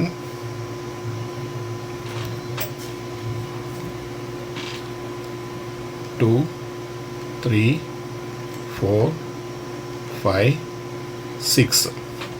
ಹಾಗೆ ಕೆಳಭಾಗದಲ್ಲಿ ಬಂದರೆ -1 -2 -3 -4 -5 -6. ಈಗ ನಾವು ಅಕ್ಷರಗಳನ್ನು ಗ್ರಾಫ್ ಮೇಲೆ ಅಚ್ಚುಕಟ್ಟಾಗಿ ಬರೆದಿದ್ದೀವಿ. ಇಷ್ಟು ಬರೆದು ನಿಮಗೆ ಹಾಫ್ ಮಾರ್ಕ್ಸ್ ಸಿಕ್ಕಿದ್ರೂ ಸಿಗ್ಬೋದು, ಹೇಳಲಿಕ್ಕಾಗೋದಿಲ್ಲ. ಇಷ್ಟಂತೂ ಬೇಸಿಕ್ಕಾಗಿ ನಮಗೆ ಬೇಕಾಗಿದೆ. ಈಗ ನೆಕ್ಸ್ಟ್ ಮೊದಲನೇ ಬಿಂದುಗೆ ಬರೋಣ. ನಾವು ಮೊದಲನೇ ಬಿಂದು ಏನಿದೆ ಇಲ್ಲಿ ಎಡಭಾಗದಲ್ಲಿ ನೋಡಿ, ಮೊದಲನೇ ಟೇಬಲ್ನಲ್ಲಿ ಮೊದಲ ನಿರ್ದೇಶಾಂಕ 0 2. ನೋಡಿ, ಇದು 0, ಎಕ್ಸ್ ಅಕ್ಷದ ಬೆಲೆ 0 ಇಲ್ಲಿದೆ, ಮೇಲಕ್ಕೆ ಹೋದರೆ ವೈ ಅಕ್ಷದ ಬೆಲೆ ಬರುತ್ತೆ. 0 2 ಅನ್ನು ನಾವು ಗುರುತು ಮಾಡಾಯ್ತು. ಈಗ ನೆಕ್ಸ್ಟ್ ಎರಡನೇ ಬಿಂದು ಯಾವುದು, 6 0. ಸೊ ನೋಡಿ, ಇಲ್ಲಿ ಎಕ್ಸ್ ಅಕ್ಷದ ಬೆಲೆ 6, ವೈ ಅಕ್ಷದ ಬೆಲೆ 0 ಅಂದರೆ ಮೇಲಕ್ಕೂ ಇಲ್ಲ ಕೆಳಕ್ಕೂ ಇಲ್ಲ, ಮೇಲೆ 2 ಕಡೆ ಹೋಗುವಂಗಿಲ್ಲ, ಅದೇ ಜಾಗದಲ್ಲಿ ಮಾರ್ಕ್ ಮಾಡಬೇಕು. ಇದು 6 0 ಆಯಿತು. ಸೊ ಮೊದಲನೇ ಸಮೀಕರಣ ಕಂಪ್ಲೀಟ್ ಆಗಿದೆ. ಈಗ ಆ ಮೊದಲ ಸಮೀಕರಣವನ್ನು ನಾವು ಸ್ಕೇಲ್ ತೆಗೆದುಕೊಂಡು ಸೇರಿಸೋಣ. ಆ 2 ಬಿಂದುಗಳನ್ನು ಜಾಯಿನ್ ಮಾಡೋಣ.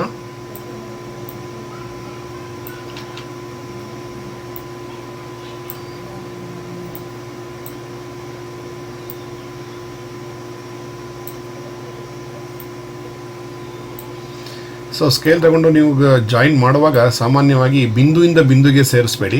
ಸಾಧ್ಯವಾದರೆ ನಿಮ್ಮ ಸ್ಕೇಲ್ ಎಷ್ಟು ಉದ್ದ ಇದೆಯೋ ಅಷ್ಟು ಉದ್ದವನ್ನು ಪೂರ್ತಿ ಗ್ರಾಫ್ ಮೂಲಕ ಪೂರ್ತಿ ಸೇರಿಸ್ಬಿಡಿ. ಯಾಕೆಂದರೆ ಆಮೇಲೆ ವೃದ್ಧಿಸಿಕೊಳ್ಳಬೇಕಾದಂಥ ಅವಶ್ಯಕತೆ ಬಂದರೆ ಕಷ್ಟ ಆಗುತ್ತೆ. ಸೊ ಲಾಂಗ್ ಸ್ಕೇಲ್ ಇಟ್ಕೊಂಡು ಕಂಪ್ಲೀಟ್ ಗ್ರಾಫ್ ಪೂರ್ತಿ ಎಷ್ಟು ಬರುತ್ತೋ ಅಷ್ಟು ಇಟ್ಕೊಂಬಿಡಿ. ಸಮೀಕರಣ ಅದಕ್ಕೆ ತಕ್ಕಂತಹ ಸರಳ ರೇಖೆ ಸಿಕ್ಕಿದೆ. ಆ ಸರಳ ರೇಖೆಯ ಮೇಲೆ ಬರೆದು ಬಿಡೋಣ ಯಾವ ಸಮೀಕರಣದ್ದು, x + 3y = 6. ಈಗ ಎರಡನೇ ಸಮೀಕರಣಕ್ಕೆ ಬರೋಣ ಮಕ್ಕಳ. ಎರಡನೇ ಸಮೀಕರಣದ 2 ನಿರ್ದೇಶಾಂಕಗಳು 0 -4. ಇಲ್ಲಿ 0, ಎಕ್ಸ್ ಬೆಲೆ 0 ಇದೆ, ವೈ ಬೆಲೆ -4. ಓಕೆ, ನೋಡಿ ಇಲ್ಲಿ ಬಂದಿದೆ 0 -4. ನೆಕ್ಸ್ಟ್ ಇನ್ನೊಂದು 6 0 6 0, ಎಕ್ಸ್ ಬೆಲೆ 6, ವೈ ಬೆಲೆ 0. ಈಗಾಗಲೇ ಹಿಂದೆನೇ ಮಾಡಿ ಆಗಿದೆ, ಅದೇ ಜಾಗಕ್ಕೆ ಮತ್ತೆ ಬಂದಿದೆ. ಸೊ ಮತ್ತೆ ಮಾಡುವ ಅವಶ್ಯಕತೆ ಇಲ್ಲ. ಈಗ ಮತ್ತೆ ಈ ಎರಡು ಬಿಂದುಗಳನ್ನು ಮತ್ತೆ ಸೇರಿಸೋಣ. ನಾವು ನೋಡಿ ಸೇರಿಸ್ತಾ ಇದ್ದೀನಿ.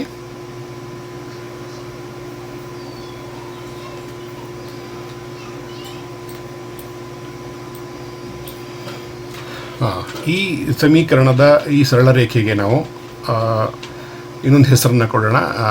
ಅದರ ಸಮೀಕರಣದ ಬೆಲೆ ಯಾವುದಿದೆ? 2x minus 3y equals 12. So ಈ ಎರಡೂ ಸರಳ ರೇಖೆಗಳು ಎಲ್ಲಿ ಕೂಡ್ತಾ ಇವೆ? ಸೊ ಆ ಕೂಡಿಸುವ ಆ ಇಂಟರ್ಸೆಕ್ಷನ್ ಪಾಯಿಂಟ್ ಏನಿದೆ, ಛೇದನ ಬಿಂದು ಇದೆ, ಆ ಬಿಂದುವಿನ ನಿರ್ದೇಶಾಂಕವೇ ನಮಗೆ ನಾವು ಮಾಡಿದಂತಹ ಎರಡು ಚರಾಕ್ಷರವುಳ್ಳ ಏಕಕಾಲಿಕ ರೇಖಾತ್ಮಕ ಸಮೀಕರಣಗಳ ಪರಿಹಾರ ಆಗಿರುತ್ತೆ. ಅಂದರೆ ಎರಡೂ ಸೇರ್ತಾ ಇರುವಂಥ ಜಾಗದ ನಿರ್ದೇಶಕ ಬಿಂದು 6 ಮತ್ತು 0 ಆಗಿದೆ. ಸೊ ಅಲ್ಲಿಗೆ ಎಕ್ಸ್ ಬೆಲೆ 6 ಆಯಿತು, ವೈ ಬೆಲೆ 0 ಆಯಿತು. ಸೊ ನೋಡಿ ಗ್ರಾಫ್ ಎಷ್ಟು ಚೆನ್ನಾಗಿ ಬಂದಿದೆ. ಸೊ ಕಂಪ್ಲೀಟ್ ಮಾರ್ಕ್ಸು ನಿಮಗೆ ಗ್ರಾಫಿಗೆ ಬರಬೇಕು ಅಂದರೆ ಮೇಲೆ ನೀವು ಸ್ಕೇಲ್ ಬರಿಬೇಕು. ಸ್ಕೇಲ್ ಅಂದರೆ ಪ್ರಮಾಣ ಯಾವ ಥರ ತಗೊಂಡಿದ್ದೀರಿ ಅಂತ. ನಾನು ಎರಡು ಅಕ್ಷಗಳಿಗೆ ಒಂದೇ ಥರ ತಗೊಂಡಿರೋದ್ರಿಂದ ಎಕ್ಸ್ ಅಕ್ಷ ಮತ್ತು ವೈ ಅಕ್ಷಗಳು ಎರಡೂ ಒಟ್ಟಿಗೆ ಸಮನಾಗಿದೆ. ಸೊ ಎರಡಕ್ಕೂ ಸೇರಿ ನಾನು 1 ಸೆಂಟಿಮೀಟರ್ ಈಕ್ವಲ್ಸ್ 1 ಮೂಲಮಾನ ಅಂತ ಬರಿತೀನಿ. ಸೊ 1 ಸೆಂಟಿಮೀಟರ್ ಈಕ್ವಲ್ಸ್ 1 ಮೂಲಮಾನ. ಸೊ ಕಂಪ್ಲೀಟ್ ಇಷ್ಟು ಕ್ಯಾಲ್ಕುಲೇಷನ್ ಪಾರ್ಟು, ಅರ್ಧ ಗ್ರಾಫಿಕಲ್ ಪಾರ್ಟ್ ಎರಡನ್ನೂ ಮುಗಿಸಿದ್ರೆ ಮಕ್ಕಳ ನಿಮಗೆ ಕಂಪ್ಲೀಟಾಗಿ 4 ಮಾರ್ಕ್ಸ್ ಬರುತ್ತೆ. ಬಹುಶಃ ನಾನು ಎಕ್ಸ್ಪ್ಲೈನ್ ಮಾಡ್ತಾ ಇರೋದ್ರಿಂದ ನಿಮಗೆ ಇದು 4-5 ಮಿನಿಟ್ಸ್ ತಗೊಳ್ತಾ ಇದೆ. ನೀವು ಒಮ್ಮೆ ಅರ್ಥ ಮಾಡ್ಕೊಂಡು ಮಾಡಿದ್ರೆ ತುಂಬ ಸುಲಭವಾಗಿ ವಿತಿನ್ 3 ಮಿನಿಟ್ಸ್ 2.5 ಮಿನಿಟ್ಸ್ ಒಳಗಡೆ 4 ಅಂಕಗಳನ್ನು ಸುಲಭವಾಗಿ ಪಡ್ಕೊಳ್ಳಿಕ್ಕೆ ಸಾಧ್ಯ ಆಗುತ್ತೆ ಮಕ್ಕಳ. ಇದು ಅರ್ಥ ಆಯಿತು ಅಂದ್ಕೊಳ್ತೀನಿ. ಮತ್ತೊಂದೆರಡು ಲೆಕ್ಕಗಳನ್ನು ನಾವು ಇದೇ ಥರ ಸಾಧಿಸ್ತಾ ಹೋಗೋಣ, ರಚನೆ ಮಾಡೋಣ. ಮತ್ತೊಂದು ಹೇಳ್ಕೊಡ್ತೀನಿ, ಮತ್ತೊಂದು ಗ್ರಾಫ್ ಶೀಟ್ನೊಂದಿಗೆ ನೀವು ಪ್ರಿಪೇರ್ ಆಗಿ ಮಕ್ಕಳು.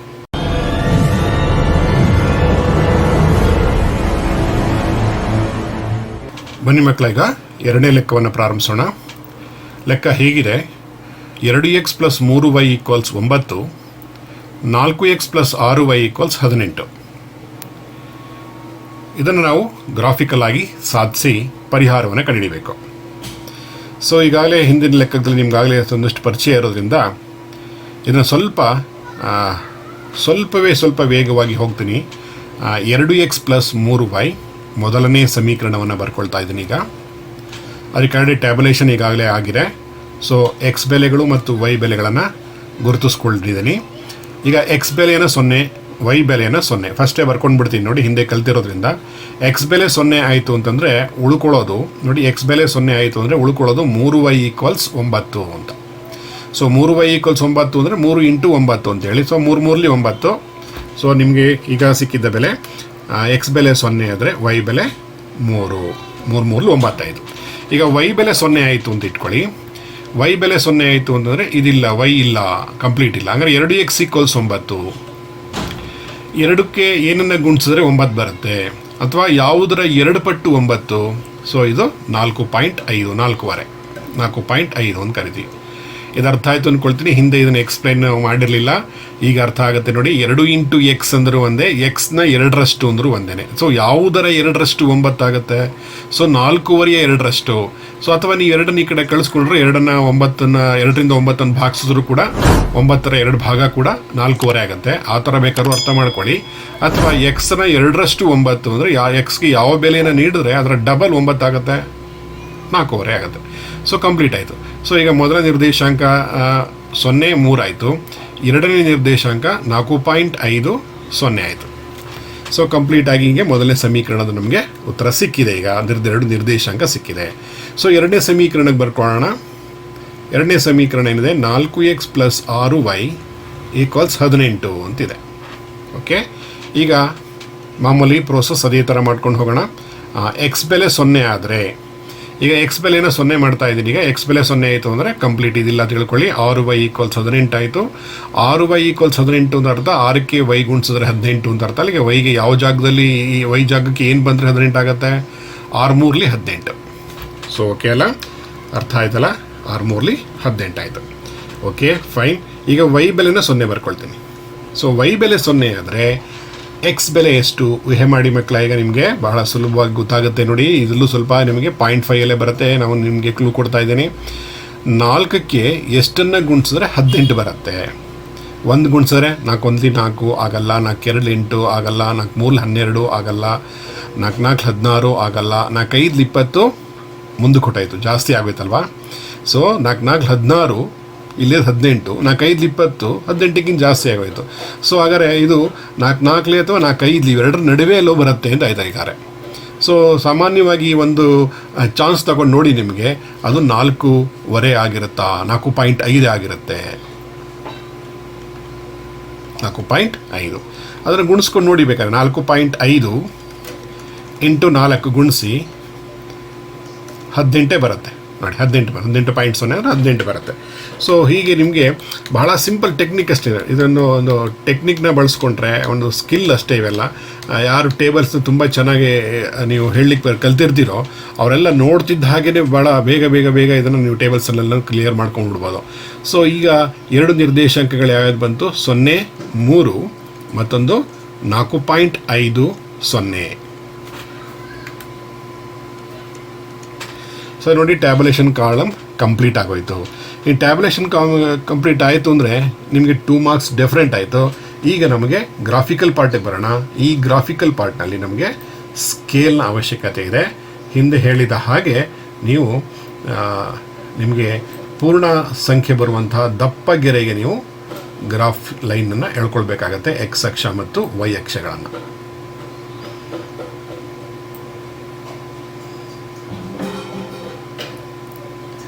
ನೀವು ಗ್ರಾಫ್ ಶೀಟ್ನ ಮಧ್ಯಭಾಗದಲ್ಲಿ ಎಳಿಬೇಕು ಅಂತೇನಿಲ್ಲ. ನಿಮಗೆ ಎಕ್ಸ್ ಅಕ್ಷದ ಮತ್ತು ವೈ ಅಕ್ಷಗಳ ಬೆಲೆಗಳ ಆಧಾರದ ಮೇಲೆ ಎಕ್ಸ್ ಅಕ್ಷ ಮತ್ತು ವೈ ಅಕ್ಷಗಳನ್ನು ವೇರಿಯೇಷನ್ ಮಾಡ್ಕೊಳ್ಬೋದು. ಆದರೆ ಒಂದು ಕಂಡೀಷನ್ ಏನಂದರೆ, ಎರಡೂ ಅಕ್ಷಗಳು ಪರಸ್ಪರ ಲಂಬವಾಗಿ ಬರ್ಕೊಳ್ಬೇಕು. ನೋಡಿ, ನಾನು ವೈ ಅಕ್ಷವನ್ನು ಬರ್ಕೊಳ್ತಾ ಇದ್ದೀನಿ. ಈಗ ವೈ ಅಕ್ಷದ ಗೆರೆಯನ್ನು ಎಳೆದಿದ್ದೇನೆ.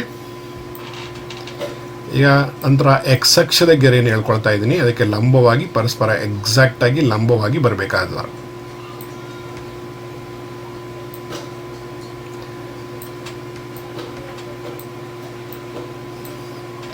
ಸೊ ಆಯ್ತಲ್ಲ ಮಕ್ಕಳ, ಈಗ ಕರೆಕ್ಟಾಗಿ ಬಂದಿದೆ. ಈಗ ನಂತರದ ಗ್ರಾಫಲ್ಲಿ ಏನು ಕೆಲಸ ಮಾಡಬೇಕಾಗಿದೆ? ಮೂಲ ಬಿಂದುವನ್ನು ಗುರುತು ಮಾಡ್ಕೊಳ್ಬೇಕು. ಹಾಗೆ ಎಲ್ಲ 1 ಸೆಂಟಿಮೀಟ್ರಿಗೆ ಬೆಲೆಗಳನ್ನು ಬರ್ಕೊಳ್ಳಿ. 1 2 3 4 5 6 7 8 -1 -2 -3 -4 -5 -6 -7 -8. ಎಕ್ಸ್ ಅಕ್ಷದ ಬಲಗಡೆ ಭಾಗ ಪ್ಲಸ್ಸು, ಎಡಗಡೆ ಭಾಗ ಮೈನಸ್ಸು. ಮೇಲ್ಗಡೆ ಭಾಗಕ್ಕೆ ಬಂದರೆ ವೈ ಅಕ್ಷ ಪ್ಲಸ್ಸಲ್ಲಿರುತ್ತೆ. 1 2 3 4 5. ಕೆಳಗಡೆ ಭಾಗ -1 -2 -3 -4 -5 -6 ಇರುತ್ತೆ. ಸೊ ಅಕ್ಷಗಳ ಬೆಲೆ ಆಯಿತು, ಅಕ್ಷಗಳಿಗೆ ಬೆಲೆಗಳನ್ನೆಲ್ಲ ಬರ್ದಾಯಿತು. ಈಗ ನೆಕ್ಸ್ಟ್ ನಮಗೆ ಲೆಕ್ಕಕ್ಕೆ ಬರೋಣ. ಟ್ಯಾಬ್ಯುಲೇಷನ್ ಕಾಲಮ್, ಮೊದಲನೇ ಸಮೀಕರಣದ ಟ್ಯಾಬ್ಯುಲೇಷನ್ ಪಾರ್ಟ್ ಏನಿದೆ ಇಲ್ಲಿ? 0 3 ಮೊದಲನೇ ನಿರ್ದೇಶಾಂಕ ಬೆಲೆ 0 3. ನೋಡಿ, 0 3 ಇಲ್ಲಿ ಬಂತು. ಮೊದಲನೇ ಸಮೀಕರಣದ ಮೊದಲನೇ ನಿರ್ದೇಶಾಂಕ ಬೆಲೆ 0 3. ನಂತರದ್ದು ಯಾವುದು? 4.5 0. ಸೊ ಎಕ್ಸ್ ಬೆಲೆ 4.5, ವೈ ಬೆಲೆ 0. ಎರಡು ಎಲ್ಲಿ ಬರುತ್ತೆ ನೋಡಿ? ಎಕ್ಸ್ ಅಕ್ಷದ ಬೆಲೆ 4.5 ಬರಬೇಕು. ಎಕ್ಸ್ ಅಕ್ಷದ ಮೇಲೆ ನೋಡ್ಕೊಂಡು ಬನ್ನಿ. 4 ಮತ್ತು 5ರ ಮಧ್ಯಭಾಗವೇ 4.5 ಆಗಿರುತ್ತೆ. ನೋಡಿ, ಇಲ್ಲಿದೆ 4.5. ಆಗ ವೈ ಬೆಲೆ ಎಷ್ಟು? 0 ಅಂದರೆ ಮೇಲೂ ಇಲ್ಲ ಕೆಳಗಡೆಗೂ ಹೋಗುವಂಗಿಲ್ಲ, ಯಾವ ಚತುರ್ಥಾಂಕಕ್ಕೂ ಹೋಗುವಂಗಿಲ್ಲ, ಅಲ್ಲಿಗೆ ಬರುತ್ತೆ. ಈ 2 ಬಿಂದುಗಳನ್ನು ಇಟ್ಕೊಂಡೀಗ ನಾವು ಒಂದು ಸರಳ ರೇಖೆಯನ್ನು ರಚನೆ ಮಾಡೋಣ. ಸರಳ ರೇಖೆ ಎಳಿತಾ ಇದ್ದೀನಿ ಮಕ್ಕಳ, ಹೇಳಿದ್ದೀನಿ. ಸರಳ ರೇಖೆಯನ್ನು ಇಡೀ ಗ್ರಾಫ್ ಶೀಟ್ ಪೂರ್ತಿ ಎಳ್ಕೊಳ್ಳಿ. ಯಾವುದಕ್ಕೂ ನಮಗೆ ಅದರ ಲೈನನ್ನು ಮತ್ತೆ ವೃದ್ಧಿಸ್ಕೊಳ್ಳುವಂಥ ಸನ್ನಿವೇಶ ಸೃಷ್ಟಿಯಾಗಬಾರ್ದು ಅಂತಂದರೆ ನಾವು ಆ ಗೆರೆಯನ್ನು ಪೂರ್ಣ ಪ್ರಮಾಣದಲ್ಲಿ ಗ್ರಾಫ್ನ ಲಾಂಗ್ ಸ್ಕೇಲ್ ಇಟ್ಕೊಂಡು ಪೂರ್ಣ ಎಳೆದ್ಬಿಡಿ. ನಂತರ 2ನೇ ಸಮೀಕರಣಕ್ಕೆ ಬರೋಣ. 2ನೇ ಸಮೀಕರಣದಲ್ಲಿ ಮೊದಲನೇ ಬಿಂದು 0 3 ಇದೆ.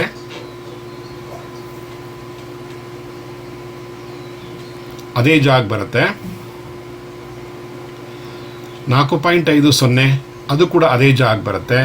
ನಾವು ಲೈನ್ ಹೇಳಿದ್ರೆ ಏನಾಗುತ್ತೆ ಅಂತಂದರೆ ಒಂದ್ರ ಮೇಲೊಂದು ಕೂತ್ಕೊಳ್ತದೆ. ಸೊ ನಮಗೆ ಒಂದೇ ಛೇದನ ಬಿಂದು ಸಿಗೋದಿಲ್ಲ. ಎರಡೂ ರೇಖೆಗಳು ಒಂದರ ಮೇಲೊಂದು ಕೂತ್ಕೊಳ್ಳೋದ್ರಿಂದ ಈ ನಕ್ಷೆಯ ಪರಿಹಾರಗಳ ಸಂಖ್ಯೆ ಅಪರಿಮಿತವಾಗಿರುತ್ತದೆ. ಯಾವ ನಕ್ಷೆಯಲ್ಲಿ ಎರಡು ರೇಖೆಗಳು ಒಂದರ ಮೇಲೊಂದು ಕೂತ್ಕೊಳ್ತದೋ, ಒಂದರ ಮೇಲೊಂದು ಓವರ್ಲ್ಯಾಪ್ ಆಗ್ತದೋ, ಪೂರ್ಣ ಪ್ರಮಾಣದಲ್ಲಿ ಎಲ್ಲಿ ಒಂದು ಛೇದನ ಬಿಂದು ಸಿಗದೆ ನಿರಂತರವಾಗಿ ಎಲ್ಲ ಸ್ಥಳದಲ್ಲೂ ನಿರಂತರವಾಗಿ ನಮಗೆ ಛೇದನ ಬಿಂದುಗಳಿರುತ್ತೆ ಅಂತ ಅರ್ಥ. ಓವರ್ಲ್ಯಾಪ್ ಆಯಿತು ಅಂದರೆ ನೋಡಿ, ಎರಡು ಬೆಲೆಗಳು ನೀವು ಕ್ಯಾಲ್ಕುಲೇಷನ್ ಪಾರ್ಟ್ ಮಾಡುವಾಗಲೇ ಗೊತ್ತಾಗ್ಬಿಡುತ್ತೆ ನಿಮಗೆ. 0.3, 4.5, 4.5 ಎರಡು ಸೇಮ್ ಇರೋದ್ರಿಂದ ರೇಖೆಗಳೆರಡು ಒಂದರ ಮೇಲೊಂದು ಕೂತ್ಕೊಳ್ತದೆ. ಆಗ ಇದಕ್ಕೆ ಪರಿಹಾರ ಇದೆಯಾ ಅಂದರೆ ಇದಕ್ಕೆ ಅನಂತ ಪರಿಹಾರ. ಒಂದು ಪರಿಹಾರ ಇಲ್ಲ, ಇದಕ್ಕೆ ಇನ್ಫೈನೈಟ್ ಸೊಲ್ಯೂಷನ್ಸ್ ಅಂತ ಕರಿತೀವಿ. ಈ ರೀತಿಯಾಗಿರುವಂತಹ ಗ್ರಾಫು ಎಕ್ಸಾಮ್ನಲ್ಲಿ ಬಹುತೇಕ 90% ಕೊಡೋದಿಲ್ಲ. ನಾನು ನಿಮಗೆ ಸುಮ್ಮನೆ ಒಂದು ಗಮನಕ್ಕಾಗಿ ನಿಮಗೆ ತರಲಿಕ್ಕೆ ಈ ಲೆಕ್ಕವನ್ನು ಕೊಟ್ಟಿದ್ದೇನೆ ಅಷ್ಟೇ. ಇಂಥ ಲೆಕ್ಕಗಳಲ್ಲಿ ನೀವು ಟ್ಯಾಬ್ಲೇಷನ್ ಕಾಲಮ್ ಹಾಕಿದಾಗಲೇ ಗೊತ್ತಾಗ್ಬಿಡುತ್ತೆ ನಿಮಗೆ. ಎರಡರ ಬೆಲೆಗಳು ಸೇಮ್ ಟು ಸೇಮ್ ಇರೋದ್ರಿಂದ ಎರಡೂ ರೇಖೆಗಳು ಒಂದರ ಮೇಲೊಂದು ಕೂತ್ಕೊಳ್ತದೆ. ಆವಾಗ ಪರಿಹಾರ ಏನಪ್ಪ ಇದಕ್ಕೆ? ಇಂತಹ ಎರಡು ಚರಾಕ್ಷರವುಳ್ಳ ಏಕಕಾಲಿಕ ರೇಖಾತ್ಮಕ ಸಮೀಕರಣಗಳಿಗೆ ಪರಿಹಾರ ಏನಾಗುತ್ತೆ ಅಂತಂದರೆ ನಿಮಗೆ ಅನಂತ ಪರಿಹಾರ ಬರುತ್ತೆ. ಒಂದು ಪರಿಹಾರ ಇರೋದಿಲ್ಲ, ಇದಕ್ಕೆ ಹಲವಾರು ಪರಿಹಾರಗಳಿರುತ್ತವೆ.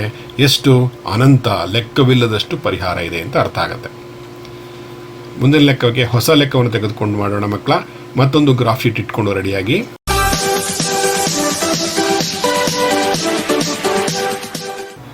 ಬನ್ನಿ ವಿದ್ಯಾರ್ಥಿಗಳೇ, ಮೂರನೇ ಲೆಕ್ಕವನ್ನು ಮಾಡೋಣ. ಮೂರನೇ ಲೆಕ್ಕದಲ್ಲಿ ಈ ರೀತಿಯಾಗಿದೆ ಪ್ರಶ್ನೆ. 2x - y = -2. ಕ್ಷಮಿಸಿ, ಮೂರನೇ ಲೆಕ್ಕ ಈ ರೀತಿ ಇದೆ. 2x - y - 2 = 0, 2x + y = 6. So ಇಲ್ಲಿ ಕೇಳಿರುವಂಥ ಎರಡು ಸಮೀಕರಣಗಳು ವಿಭಿನ್ನ ರೂಪದಲ್ಲಿದೆ ಅಷ್ಟೇ. ನೋಡಿ, ಇಲ್ಲಿ ಒಂದು ಸ್ಥಿರ ಸಂಖ್ಯೆ ಹೊರಗಡೆ ಇದೆ. ಎರಡನೇ ಸಮೀಕರಣದಲ್ಲಿ ಸ್ಥಿರ ಸಂಖ್ಯೆ ಆಗಿರುವಂಥ 2 ಒಳಗಡೆ ಭಾಗದಲ್ಲಿ ಲೆಫ್ಟ್ ಹ್ಯಾಂಡಲ್ಲಿದೆ. ಸೊ ನಾವು ಲೆಕ್ಕವನ್ನು ಮಾಡುವಾಗ ಸಾಮಾನ್ಯವಾಗಿ ನಮ್ಮ ಈಸಿ ಪ್ರೋಸೆಸ್ ಆಗಬೇಕು ಅಂದರೆ ಎರಡನ್ನೂ ಒಂದೇ ರೀತಿ ಇಟ್ಕೊಂಡು ಲೆಕ್ಕ ಮಾಡೋಣ. ಸೊ ಮೊದಲನೇ ಸಮೀಕರಣವನ್ನು ಕೂಡ ಎರಡನೇ ಸಮೀಕರಣದಂತಲೇ ಬರ್ಕೊಂಡು ಮಾಡೋಣ. ಸೊ ನೋಡಿ, 2x - y - 2 = 0 ಅಂತಿದೆಯಲ್ಲ, ಅದನ್ನು ನಾವೀಗೇನು ಮಾಡೋಣ ಅಂದರೆ 2x - y = -2 ಆ ಕಡೆ ಹಾಕೊಳ್ಳೋಣ, ಅದು +2 ಆಗುತ್ತೆ. ಸೊ ಸಿಂಪ್ಲಿ 2 ಆಯಿತು. ಸೊ ಇನ್ನು ಮಾಮೂಲಿ ಪ್ರೋಸೆಸ್, ಇನ್ನು ಟ್ಯಾಬ್ಯುಲೇಷನ್ ಮಾಡೋಣ. ಎಕ್ಸ್ ಬೆಲೆ 0 ಆದರೆ ನೆನ್ಪಿಟ್ಕೊಳ್ಳಿ, ಎಕ್ಸ್ ಬೆಲೆ 0 ಆದರೆ ಎಕ್ಸ್ ಇಲ್ಲ, ವೈ ಬೆಲೆ 2 -y ಆಗಿರೋದ್ರಿಂದ -2 ಆಯಿತು. ನೆಕ್ಸ್ಟು ವೈ ಬೆಲೆ 0 ಮಾಡ್ಕೊಳ್ಳೋಣ. ವೈ ಬೆಲೆ 0 ಮಾಡಿಕೊಂಡ್ರೆ 2x = 2 ಆಯಿತು. ಸೊ 2 × 2. ಸೊ ಹಿಂದೆ ಹೇಳಿದ್ದು ನೆನ್ಪಿಟ್ಕೊಳ್ಳಿ. ಸೊ ಎರಡು ನಿರ್ದೇಶಾಂಕಗಳಿಗೆ ನಮಗೆ ಸಿಕ್ಬಿಡ್ತು, 0 - 2, ಮತ್ತು ಇನ್ನೊಂದು ನಿರ್ದೇಶಾಂಕ ಈಗ ನಮಗೆ 1 0.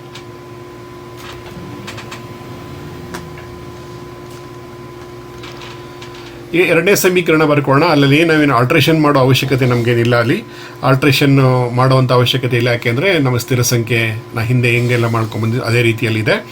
ಸೊ ಈಗ 2x + y = 6 ಅದರ ಟ್ಯಾಬ್ಯುಲೇಷನ್ ಮಾಡೋಣ ಈಗ. ಸೊ ಈಗ ಎಕ್ಸ್ ಬೆಲೆ 0 ಆದರೆ ಸೊ ಡೈರೆಕ್ಟ್ ಇಲ್ಲಿ ಏನು ಕ್ಯಾಲ್ಕುಲೇಷನ್ ಇಲ್ಲ, y = 6 ಉಳ್ಕೊಳ್ಳುತ್ತೆ. y ಬೆಲೆ 0 ಆದರೆ ಎಕ್ಸ್ ಬೆಲೆ ಎಷ್ಟು ನೋಡ್ಕೊಳ್ಳಿ. ನೋಡಿ, y ಬೆಲೆ ಇಲ್ಲ ಅಂತಂದರೆ 2x = 6 ಅಂದರೆ 2 × x. 2ಗೆ ಎಕ್ಸ್ ಜಾಗಕ್ಕೆ ಯಾವ ಬೆಲೆಯನ್ನು ಕೊಡಬೇಕಾಗತ್ತೆ ಈಗ? 2 × 3. So 2 3 6, so 3. ಸೊ ಎರಡು ಬೆಲೆಗಳು ಯಾವ್ಯಾವುದಾಯಿತು ಅಂದರೆ 0 6 ಮತ್ತು 3 0. ನಾವು ಎಕ್ಸ್ ಬೆಲೆ 0 ವೈ ಬೆಲೆ 0 ಅಂತ ಕೊಟ್ಕೊಂಡಿರ್ತೀವಿ. ಆದರೆ ನೀವು ನಿರ್ದೇಶಾಂಕ ಬೆಲೆ ಬರೆಯುವಾಗ ಭಾಳ ಎಚ್ಚರಿಕೆ ವಹಿಸಬೇಕು, ಮಿಸ್ಟೇಕ್ ಮಾಡಬೇಡಿ. ಎಕ್ಸ್ ಬೆಲೆಯನ್ನು ಬರೆದೇ ಆಮೇಲೆ ವೈ ಬೆಲೆ ಬರೀಬೇಕು. ನಿರ್ದೇಶಾಂಕಗಳು ಯಾವಾಗಲೂ ಗ್ರಾಫಲ್ಲಿ ನಾವು ಮಾರ್ಕ್ ಮಾಡೋದು ಫಸ್ಟು ಎಕ್ಸ್ ಬೆಲೆಗೆ, ನಂತರ ವೈ ಬೆಲೆಗೆ. ಸೊ ನೀವು ಟ್ಯಾಬ್ಲೇಷನ್ ಕಂಪ್ಲೀಟ್ ಆದಮೇಲೆ ನಿರ್ದೇಶಾಂಕ ಬರೆಯುವಾಗ ಭಾಳ ಎಚ್ಚರಿಕೆಯಿಂದ ಗಮನಿಸ್ಕೊಂಡು ಮಾಡಿ ನೋಡಿ. ಎಕ್ಸ್ ವೈ ಅನ್ನೇ ಮಾಡ್ತಾ ಹೋಗಬೇಕು. ಸೊ ಈಗ ನಮಗೆ ಬೇಕಾಗಿರುವಂಥದ್ದು ಗ್ರಾಫಿಕಲ್ ಪಾರ್ಟು. ಅದರಲ್ಲಿ ನಾವು ಸ್ಕೇಲ್ ತೆಗೆದುಕೊಳ್ಳೋಣ. ಸ್ಕೇಲಲ್ಲಿ ನೆನಪು ಮಾಡ್ಕೊಳ್ಳಿ, ಫಸ್ಟ್ ಎಕ್ಸ್ ಅಕ್ಷ ವೈ ಅಕ್ಷಗಳನ್ನು ಹೇಳ್ಕೊಳ್ಳೋದು. ಯಾವ ಅಕ್ಷವನ್ನು ಬೇಕಾದರೂ ಫಸ್ಟ್ ಹೇಳ್ಕೊಳ್ಬೋದು. ಅದರಲ್ಲಿ ಅದನ್ನೇ ಎಳಿಬೇಕು ಅಂತೇನಿಲ್ಲ. ಆದರೆ ಎಳೆದ ಎರಡೂ ಅಕ್ಷಗಳು ಹೇಗಿರಬೇಕು? ಕರೆಕ್ಟ್, ಅದು ಪರಸ್ಪರ ಲಂಬವಾಗಿ ಇರಬೇಕು.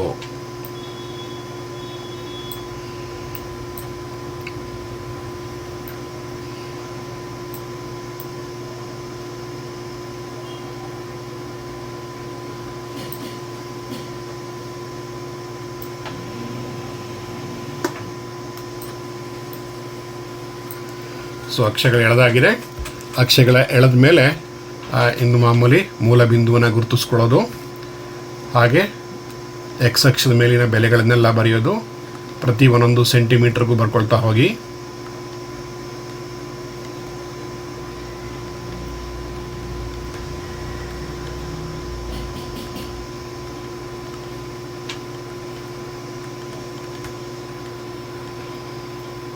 ವೈ ಅಕ್ಷದ ಬೆಲೆಗಳು +1 +2 +3 +4 +5 +6 7. ಸೊ ಕೆಳಭಾಗದಲ್ಲಿ -1 -2 -3 -4 -5. ಸೊ ಅಕ್ಷದ ಬೆಲೆಗಳ ಆಗಿದೆ. ಈಗ ನಮಗೆ ಬೆಲೆಗಳನ್ನು ಗುರುತಿಸ್ತಾ ಹೋಗೋಣ. ಮೊದಲನೇ ಬೆಲೆಯನ್ನು ನೋಡೋಣ. ಈಗ ಮೊದಲನೇ ಟ್ಯಾಬ್ಯುಲೇಷನಲ್ಲಿ ಬಂದಂತಹ ಬೆಲೆ 0 -2. ಸೊ ಮೂಲ ಬಿಂದು 0 ಇಲ್ಲಿದೆ ಎಕ್ಸ್ ಅಕ್ಷದ್ದು, ಹಾಗೆ ವೈ ಬೆಲೆ -2 ಅಂದರೆ ಕೆಳಭಾಗಕ್ಕೆ ಇಳಿಬೇಕಿಲ್ಲಿ. ಓಕೆ, ಮೊದಲನೇ ಬಿಂದು ಆಯಿತು. ಈಗ ಎರಡನೇ ಬಿಂದುಗೆ ಬರೋಣ. 1 0. ಸೊ ಎಕ್ಸ್ ಬೆಲೆ 1, ವೈ ಬೆಲೆ ಇಲ್ಲ ಆಗ. ಸೊ ಅದೇ ಜಾಗದಲ್ಲಿ ಮಾರ್ಕ್ ಮಾಡಿ. ಅಲ್ಲಿ ಇದು 0 -2 ಆಯಿತು. ಇದು ನಮಗೆ 1 0 ಆಯಿತು. ಸೊ ಇವೆರಡನ್ನು ಇಟ್ಕೊಂಡು ಈಗ ನಾವು ಒಂದು ಸರಳ ರೇಖೆಯನ್ನು ಎಳೆಯೋಣ. ಒಂದು ಸರಳ ರೇಖೆಗೆ ನಮಗೆ ಬೇಕಾಗಿರುವಂಥದ್ದು ಕೇವಲ 2 ಬಿಂದುಗಳು. 3 ಬಿಂದು 4 ಬಿಂದುಗಳನ್ನು ಪಡ್ಕೊಂಡು ಮಾಡ್ಬೋದು. ಸೊ ನಾವು ಸಿಂಪಲಾಗಿ ಕೂಡ ಮಾಡ್ತಾ ಇದ್ದೀವಿ. ಇದು ಎಂತಹ ವಿದ್ಯಾರ್ಥಿಯು ಕೂಡ ಮಾಡಬಹುದಕ್ಕೆ ಅತ್ಯಂತ ಸುಲಭವಾಗಿರುವಂಥ ವಿಧಾನ ಇದು. 2 ಬಿಂದುಗಳನ್ನು ಸೇರಿಸ್ತಾ ಇದ್ದೀನಿ. ಮತ್ತೆ ನೆನಪು ಮಾಡ್ಕೊಳ್ಳಿ, ಗ್ರಾಫ್ ಸಾಧ್ಯವಾದರೆ ಪೂರ್ತಿ ಲೈನ್ ಹೇಳ್ಕೊಳ್ಳಿ. ಗ್ರಾಫ್ ಶೀಟ್ ಪೂರ್ತಿ ಬರುವ ಹಾಗೆ ಹೇಳ್ಕೋಬೇಕು. ಯಾಕೆಂದರೆ ಆ ಬಿಂದುಗಳು ಎಲ್ಲಿ ಛೇದಿಸ್ತವೆ ಅನ್ನೋದು ನಮಗೆ ಗೊತ್ತಿರಲ್ಲ. ಸೊ ನೀವು ಬಿಂದುವಿಂದ ಬಿಂದುವಿಗೆ ಮಾತ್ರ ಎಳೆದ್ಬಿಟ್ರೆ ಆಮೇಲೆ ವೃದ್ಧಿಸ್ಕೊಳ್ಬೇಕಾಗ ಮತ್ತೆ ಸಮಸ್ಯೆ ಆಗುತ್ತೆ. ಸೊ ಎಳೆಯುವಾಗಲೇ ಫಸ್ಟ್ ಟೈಮ್ ಎಳೆಯುವಾಗಲೇ ಲಾಂಗ್ ಸ್ಕೇಲ್ ಇಟ್ಕೊಂಡು ಗ್ರಾಫ್ ಶೀಟ್ ಪೂರ್ತಿ ಸರಳ ರೇಖೆನ ಎಳೆದ್ಬಿಡಿ. ಸೊ ನೆಕ್ಸ್ಟ್ ಈಗ ಎರಡನೇ ಇದಕ್ಕೆ ಬರೋಣ. ಎರಡನೇ ಸಮೀಕರಣದ ಬೆಲೆಗಳಿಗೆ 0 6 ಇದೆ. ಸೊ ಎಕ್ಸ್ ಬೆಲೆ 0, ಅದು ಮೂಲ ಬಿಂದು 6 ಮೇಲ್ಗಡೆ ಹೋಗಬೇಕು. ವೈ ಅಕ್ಷದ ಮೇಲ್ಭಾಗದಲ್ಲಿ 6 ಅಲ್ಲೊಂದು ಮಾರ್ಕ್ ಮಾಡ್ಕೊಂಡಿದ್ದೀನಿ.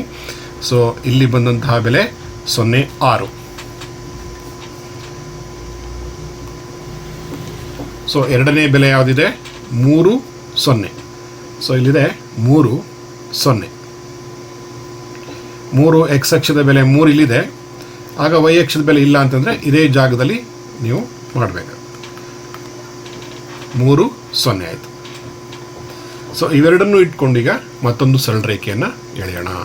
ಆ ಎರಡೂ ರೇಖೆಗಳು ಎಲ್ಲಿ ಛೇದಿಸ್ತವೋ ಅದು ನಮ್ಮ ಸಮೀಕರಣದ ಪರಿಹಾರವನ್ನು ಸೂಚಿಸ್ತದೆ. ಸೊ ಎರಡನೇ ಲೈನ್ ಎಳಿತಾ ಇದ್ದೀನಿ ಸರಳ ರೇಖೆಯನ್ನು.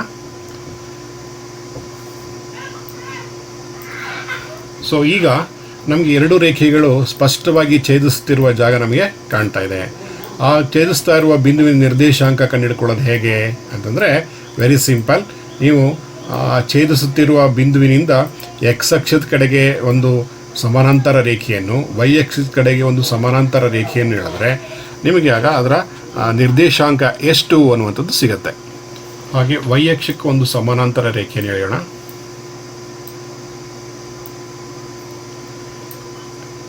ಇದರ ಪರಿಹಾರವನ್ನು ನೋಡಿದ ತಕ್ಷಣ ಹೇಳ್ಬೋದು. ಎರಡೂ ಛೇದಿಸ್ತಿರುವ ಬಿಂದುವಿನ ನಿರ್ದೇಶಾಂಕ ಕೂಡ ಹೇಳ್ಬೋದು. ಅಕಸ್ಮಾತ್ ಗೊತ್ತಾಗಲಿಲ್ಲ ಅಂದರೆ ನೀವು ಈ ಥರ ಸರಳ ರೇಖೆಯನ್ನು ಎಳ್ಕೊಂಡ್ರೆ ತುಂಬ ಸುಲಭವಾಗಿ ಎರಡು ಎಕ್ಸ್ ಅಕ್ಷವನ್ನು ಕೊಡುವ ಜಾಗ ಯಾವುದು, ವೈ ಅಕ್ಷವನ್ನು ಕೊಡುವ ಜಾಗ ಯಾವುದು ಅನ್ನೋದರ ಆಧಾರದ ಮೇಲೆ ನಾವು ಈ ಉತ್ತರವನ್ನು ತುಂಬ ಸುಲಭವಾಗಿ ಹೇಳ್ಬಿಡ್ಬೋದು. ಸೊ ನೋಡಿ, ಈಗ ಈ ಎರಡೂ ಸರಳ ರೇಖೆಗಳು ಛೇದಿಸುತ್ತಿರುವ ಬಿಂದುವಿನ ವೈ ಅಕ್ಷದಲ್ಲಿ ನೋಡಿ, ವೈ ಬೆಲೆ 2 ಇದೆ, ಇಲ್ಲಿ ಎಕ್ಸ್ ಅಕ್ಷದಲ್ಲಿ 2 ಇದೆ. ಸೊ ಆದ್ದರಿಂದ ನಮಗೆ ಕೊಟ್ಟಿರುವಂತಹ ಈ ಸಮೀಕರಣದಲ್ಲಿ 2 ಸಮೀಕರಣಗಳ ಪರಿಹಾರಗಳು ಯಾವ್ಯಾವುದಪ್ಪ ಅಂತಂದರೆ ಎಕ್ಸ್ ಈಕ್ವಾಲ್ಸ್ 2, ವೈ ಈಕ್ವಾಲ್ಸ್ 2. ಇಷ್ಟು ಮಾಡಿದ್ರೆ ಗ್ರಾಫಿಕಲ್ ಕಂಪ್ಲೀಟ್ ಮಾರ್ಕ್ಸ್ ಇದೆಯಾ? ಇದೆ. ಆದರೆ ಇಲ್ಲಿ ಏನೇನು ಬಿಟ್ಬಿಟ್ಟಿದ್ದೀವಿ ಇನ್ನುವೇ ಅಂತಂದರೆ, ನಾವು ಎರಡೂ ಸಮೀಕರಣಗಳನ್ನು ಈ ಯಾವ ನಕ್ಷೆ, ಯಾವ ಸರಳ ರೇಖೆ ಪ್ರತಿನಿಧಿಸುತ್ತೋ ಅದನ್ನು ಬರಿಬೇಕು. ಇಲ್ಲಿ ಎರಡನೇ ಸಮೀಕರಣ ಬರಿಬೇಕು, 2x ಪ್ಲಸ್ ವೈ ಈಕ್ವಲ್ಸ್ 6. ಇದು ಮೊದಲನೇ ಸಮೀಕರಣ, 2x minus Y equals 2. Next ಏನು ಬರಿಬೇಕು? ಪರಿಮಾಣ ಬರಿಬೇಕು, ಅಂದರೆ ಸ್ಕೇಲ್ ಬರಿಬೇಕು. ಸ್ಕೇಲ್ ಎಕ್ಸ್ ಅಕ್ಷ ಮತ್ತು y ಅಕ್ಷ ಎರಡು ಸೇರಿ 1 ಸೆಂಟಿಮೀಟರ್ ಈಕ್ವಲ್ಸ್ 1 ಮೂಲಮಾನ ಅಂತ ಬರೀತು. ಅಂದರೆ ಎರಡರಲ್ಲೂ ಸೇಮ್ ಇದೆ, ಒಂದೊಂದು ಸೆಂಟಿಮೀಟ್ರಿಗೆ ಒಂದೊಂದು ಬೆಲೆಯನ್ನು ತೆಗೆದುಕೊಂಡಿದ್ದೀವಿ. ಇಷ್ಟು ಮಾಡಿದ್ರೆ ಮಕ್ಕಳ ನಿಮಗೆ ಅತ್ಯಂತ ಸುಲಭವಾಗಿ 4 ಮಾರ್ಕ್ಸ್ ಪಡ್ಕೊಳ್ಬೋದು. ರಚನೆಯಿಂದ ಒಂದು 5 ಮಾರ್ಕ್ಸ್ ಬರುತ್ತೆ, ಗ್ರಾಫಿಂದ ನಿಮ್ಗೊಂದು 4 ಮಾರ್ಕ್ಸ್ ಬರುತ್ತೆ. ಹಾಗೆ ಮುಂದಿನ ವಿಡಿಯೋಗಳಲ್ಲಿ ಇನ್ನೊಂದಷ್ಟು ಈಸಿ ಟ್ರಿಕ್ಸ್ ಆ್ಯಂಡ್ ಟೆಕ್ನಿಕ್ಸ್ಗಳಿರುವಂಥ ಮ್ಯಾಥಮೆಟಿಕ್ಸ್ಗಳನ್ನು ಬಹಳ ಮಾಡ್ತಾ ಹೋಗ್ಬೋದು. ಆದರೂ ಕೂಡ ನಿಮಗೆ ಒಟ್ಟಾರೆಯಾಗಿ ಪಾಸಿಂಗಿಗೆ ತೊಂದರೆ ಆಗದೇ ಇರುವ ರೀತಿಯಲ್ಲಿ ಕಲಿಯಬಹುದಾದಂಥ ಹಲವು ಲೆಕ್ಕಗಳಿದೆ. ಅದನ್ನು ಮುಂದಿನ ವಿಡಿಯೋಗಳಲ್ಲಿ ನಿಮಗೆ ತರ್ತಾ ಹೋಗ್ತೀನಿ. ಇದರಲ್ಲಿ ಏನಾದ್ರು ಡೌಟ್ಸ್ ಇದ್ದರೆ ನನಗೆ ಕಾಲ್ ಮಾಡಿ ಮಕ್ಕಳ. ಇನ್ನೇನಾದ್ರು ವಿಷಯಗಳಿದ್ದರೆ ನಾನು ಮುಂದಿನ ವಿಡಿಯೋಗಳಲ್ಲಿ ತುಂಬ ಇಂಪಾರ್ಟೆಂಟ್ ಆಗಿರುವಂತಹ ಎಕ್ಸಾಮಿನೇಷನ್ಗೆ ಖಂಡಿತವಾಗಿ ಬರುವಂತಹದ್ದನ್ನು ನಾನು ಮುಂದಿನ ವಿಡಿಯೋಗಳಲ್ಲಿ ತರ್ತಾ ಹೋಗ್ತೀನಿ.